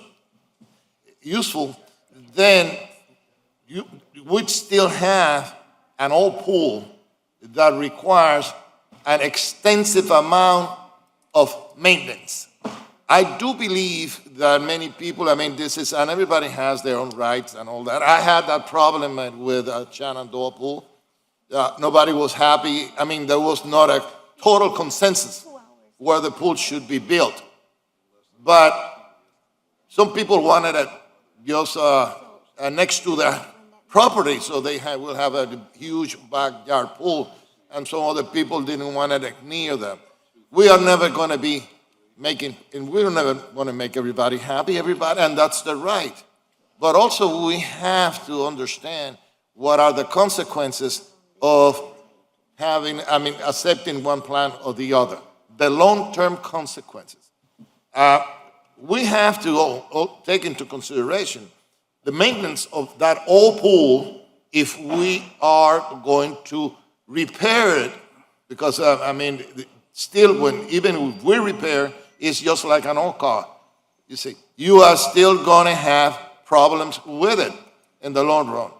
Now, I also had a concern, and the Commissioner Diaz de la Portilla brought it up, about Bay View being obstructed. And that is, they gotten to me, many people say, well, now we had such a view of the bay. Building the pool at that area obstructs the view of the bay? Neither of the locations. Yes. Neither of the locations obstructs the view Okay. of the bay. One is going to be further, though. No, the current, if it stays, does it obstruct the view? Is that what you're asking? Yes. The answer is yes, it obstructs the view because it's there. Okay, and how currently about obstructing. by rebuilding the existing pool, Dana, you have to build all that big old deck and all of that, and So also can- on top of it, you have to go 18 feet up. Yeah, let's clarify something. Currently in this presentation, nor was it part of the original idea, and rebuilding the existing pool is not an option, because the code won't allow for it. So the idea is either you build a brand-new pool at the current location, at the elevation presented as part of those cross-sections, or you relocate the pool to where it's recommended on this plan. If you keep the pool at the same location, it will impact the views, because obviously the elevation is considerably higher than even the existing pool, let alone the new proposed pool set back towards the back of the park. So the rebuild of the pool is out of the question. Okay, fantastic. I got that straight. Now, building it where it is now, it will require a higher elevation. New standards. Higher elevation. So the bay view would be blocked. You're talking 30-something feet. It will be more obstructed that if it is relocated. If it is relocated to a new site, the view of the bay will be obstructed. The new location, the proposed location by the community center will not block the view to the bay. Okay, that takes care of the bay view blocked. Another thing that and Commissioner Diaz de la Portilla also touched in it, and that I was wondering. I had people complaining that all those mangroves are going to block the view of the bay. And by planting mangrove, all the mangroves that you have to plant. We're not planning. Could you please explain why you have to plant those mangroves? No, we're not proposing to plant mangroves. You are not proposing to plant? No, sir. No, sir, we're No not mangroves. proposing to plant mangroves. Those mangroves are already there. Those They're exist existing. currently There's right 6 there. there now, Yes, okay? sir. They are going to be untouched, but trimmed. We're going to request to trim them. The trim permit in order to provide an additional view to the, Correct. unblocked. Yes, sir. Okay, that takes care of that question. Another thing that you mentioned, Angel, that we're going to have injection wells. You said it's going to be, we are going to be injecting this, overflow that we have from Quintay and all of that, that is salt water, right? Right, Commissioner. So on the neighborhood area, the project that involves, there's a project on the master plan, stormwater master Yes. plan, that includes deep injection wells injection to wells. pump it into the aquifer. Aquifer, okay. Yes, sir. But that also is going to include salt water that is going to be injected going to be into our pumped into aquifer, which is fresh water? Most likely will be pumped into a shallow aquifer, brackish water, which is a combination of salt water and Okay. fresh water, so no issues with permitting those. Okay, no, I was wondering that we were not going to mess up our aquifer. Okay. Madam Chair? You know, Quick comment. I think that we have to do something. I mean, it is about 10 years, and we're going to go back and forth. We're going to go back and forth on this, and the residents are the ones that are suffering. The children are the ones that are suffering. Because by aesthetic, I wanted a pool at this location, and then the other group wants it at another location. Well, I think that it's about time that we pay attention to our experts, you see, and take into consideration the consequences that we will have, like obstruction of the of Bayview will be greater by leaving it in the same place, which I am totally against. You see. Thank you. What I don't want to see happen is that we debate this to death. No. We need to fix the park, but I want to make it clear that I would like to explore the option of the VE to the AE. I don't think that we should make a decision because, oh, it might take too long to get the designation. If there's a way that we could keep the pool in the existing location by changing the classification, I think that everyone would be happy with that.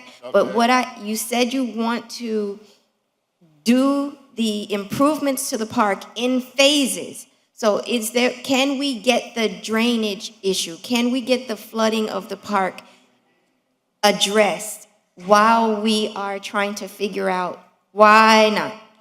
Commissioner, to do that, you have to calculate runoff, volume of water flowing at certain elevations. The minute that you start raising the seawall or some other areas, the amount of water increases, and maybe the infrastructure won't have enough capacity. And those permitting agencies will ask you for calculations proving that they have the right capture at certain elevations. But this isn't an issue that has just been risen today. This isn't a solution that we just received yesterday, because this has been a debate ongoing, and the pool has been closed for how long? 6 years. Okay. All I'm saying is I'd like to explore the options without holding. So now you're saying we can't do anything unless we decide what happens with the pool today. It's about just the drainage portion. No, it's true. But the drainage is the major problem. I run in there and I'm in mud. I'm sinking in quicksand.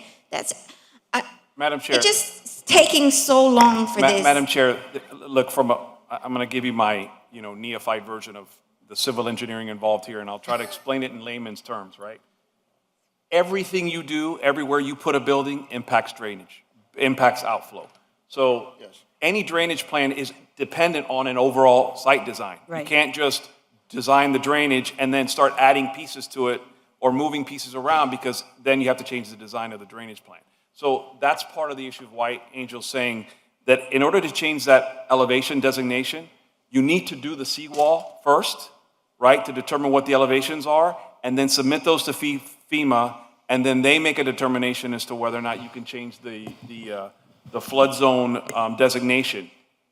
That is a multi-year process that ultimately, you're not going to be able to get to that solution as to whether you're not even going to have an answer for it. Shame on the city, because it's been many, many years that the pool has been closed. The pool has been closed for many, many years, and we should have done that. And now we're at the last minute, and you're saying to us that, no, it's a take it or leave it, or build this monstrosity, and that's not fair. It's not good government. Absolutely. It's not good government. And that here we are, it's a take it or leave it, and, yeah, we've heard from so many people. I've heard from so many people, and it is a 50-50 split. I've heard from the residents, the association, move the pool, but I've also heard from many people from my district and others, keep the pool where it is. And I'm on the keep the pool where it is side, if it's feasible, not if it's not feasible. If it's feasible, but I don't think that we, as the body, have done our due diligence to see if we could keep the pool here. And now I'm feeling trapped that I have to make this decision because I don't want the pool to go unattended any longer. I want improvements made to the pool, and I just don't feel like we're in a good spot right now. Commissioner Russell. Thank you, Madam Chair, and trust me, I feel your frustration. And these are the hard decisions we're going to have to make because I wanted the pool to stay where it was. I voted with us to keep the pool where it would. I prefer it there, but listening to the science and what has to be done to keep it there makes me realize I have to make the hard decision that is going to make me lose a lot of friends in that area because they wanted the pool there. And my only hope is that once it's done and built, they're going to love the new idea and hopefully look back and say we made the right decision.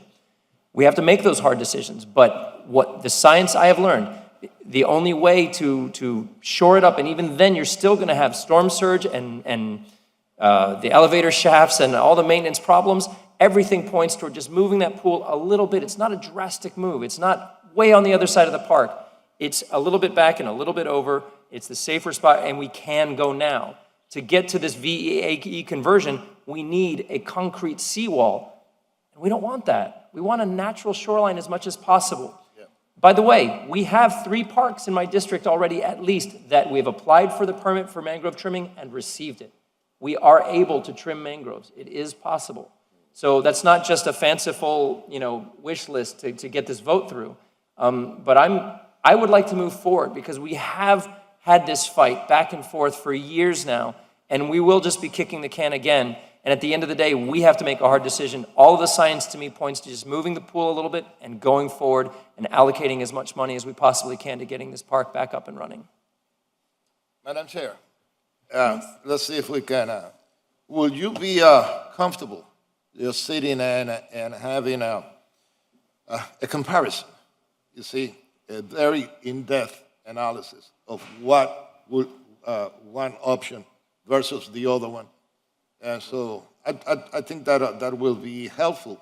So that way we can make our decision. What are the pros and cons of every single one of the 2 alternatives that we have? Well, and I do it real fast instead of being kicking the can. Would you like a motion to defer? Well, I think you wanted to defer, but I just want to say for the record, as an attorney, you can get an expert to say this, yes, and you can get an expert to say that. So I'm not. Are you saying that they are hired guns? That I'm not. I'm just saying. This is our administration. You can get an expert to say X, and you can get an expert to say the complete opposite, and they're both experts. So I don't want you to feel trapped. That's one of the. Well, that's how I feel. I feel right now because the most important thing for the community is for the improvements. Absolutely. To the park. That's the most important thing. But right now, our experts are saying that the only way we can move forward is if we move the pool to a different location. It's not, you could leave it. It's just going to take longer and be a little more costly. That's all that we're saying. I got to the city March 22nd last year. I haven't even made a year yet. I've only been here I'm since with you. November. I'm with you, and I felt the same way. Morningside has been a hot topic. It's always stayed on the top of the list as it comes to the Parks and Recreation. Is it higher than Curtis Park? Is it higher than Curtis Park? The Curtis Park? That pool? one's up there too, sir. I figured. There's a few up there. And I understand that. We made the recommendation based on the information that's have. This is what we have. It's not saying that we can't. No one here is saying no. We're letting you know is that this is the best solution to start moving it forward. If during the research we can bring that back up. We can start looking, but if we can start moving on a conceptual plan, then I would recommend we approve it as is, knowing that we can start looking into the other section. But as Angel stated, we do need to fix the shoreline to raise that seawall. Commissioner, this brings a sentimental value to a lot of people. It's not the pool, it's personal. It's part of their growing and everything. I don't Well, live it may there. not be personal to staff. Well, It is personal to the community. but I look and I am not pushing, right? So I see at the complex, when a 75-year-old person is gonna go up there with grandchildren, how is that person gonna go from Right, top to bottom? I don't agree with the complex the way it is, the way it's proposed. I think that's too much. Understand. Whatever the will of the body is, Commissioner, We can kill the proposal and have them come back, have the administrator come back with the No, different. I don't wanna So- kill- Or we can defer it, and we can talk about it some more with the staff and everyone else and get more answers to our questions, which is the sensible thing to do is to defer it, I think. if we defer it, I'd like to defer it to a date certain. The next, okay, we want to do 2 meetings from now? No, not the next one, the one after Commissioner that? Russell?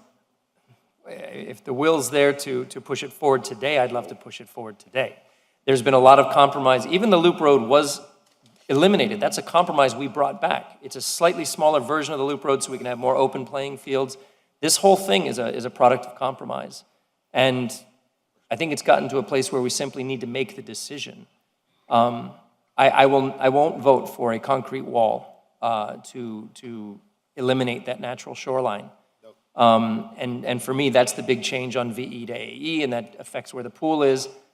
And I didn't want to move the pool, but I'm okay with it. It's a hard decision, but I'm ready to make it. I don't know what else we can learn between now and a month from now or 2 months from now, other than losing more time. The hardest part is going to be putting all the money together. The actual design should be the easiest part. None of these specialists have a dog in the fight, but every one of our administrative specialists is telling us the right thing to do. And begrudgingly, I want to listen to them. I would rather do something else, but I want to listen to them. And I don't want to be the one I don't want to make this a popularity contest of who wants the pool where by public opinion. It's about science. It's about the right decisions. It's about the sight lines. It's about what we want. Even the Nature Conservancy, they're bringing hundreds and thousands of dollars to encourage us for natural shorelines, and they're going to continue to help us leverage funds and continue to improve this park. But we got to go. I just don't know what else. I don't know what else we're going to do, and I know it feels like a cornered trap because there are no other options, and I don't think any other options are going to come about. So if the will is here, I'm ready to move it today. If not, the sooner the better. Madam Chair, Commissioner Reyes. What the vibes that I have, I don't think that the chair or Commissioner Diaz de Portilla, they are convinced in what they're going to be voting on. And what the chair is asking is to have a little more time to compare the pros and cons of both. Okay. I agree with you 100% that, you see, what really convinced me that, the pool should be moved is that 18 feet wall, you see, that has to be built. I'm not too sure that we have to do that and how high we have to, that we have to place a pool.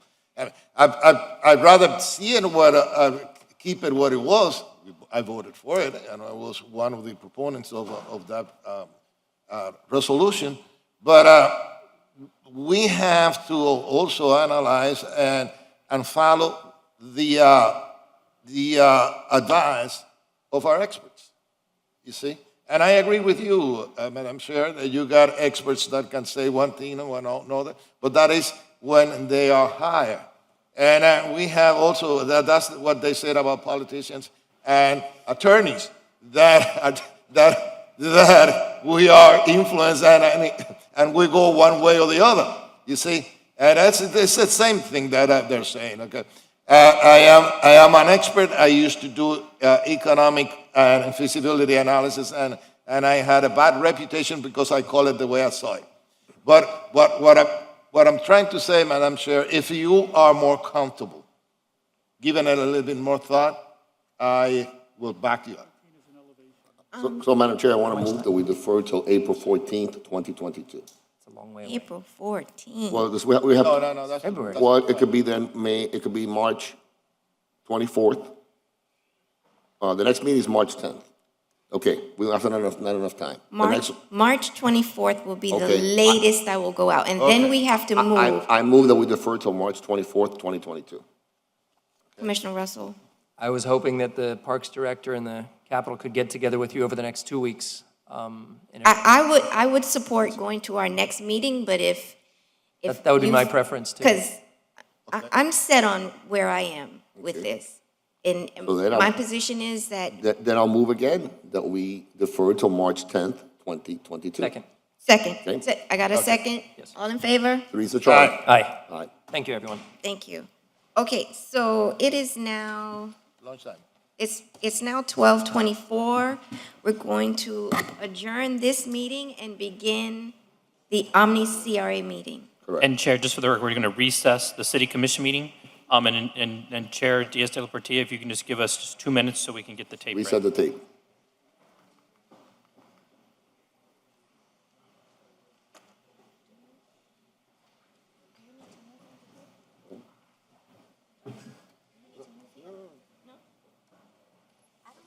Nothing for the, they didn't give us anything for the meeting.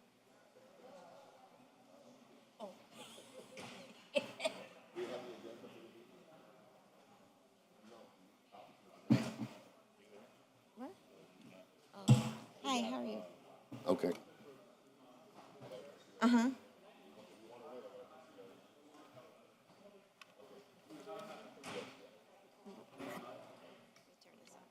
Yes.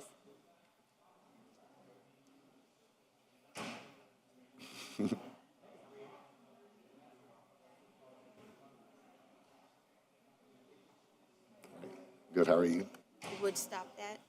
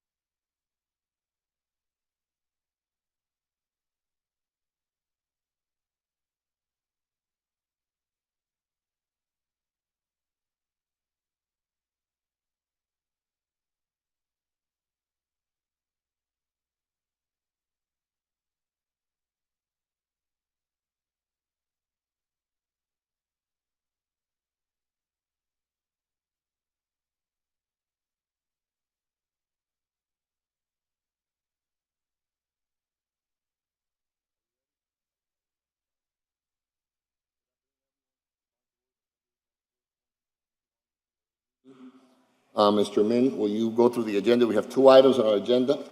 Yes, sir, there are two items. You're recognized, sir. The first item concerns the resignation of the executive director, Jason Walker. It is a voluntary resignation, and in exchange for his resignation, he asked for a severance agreement, which is attached. There is a substitution that needs to be made just to correct the notary, but the substance remains the same.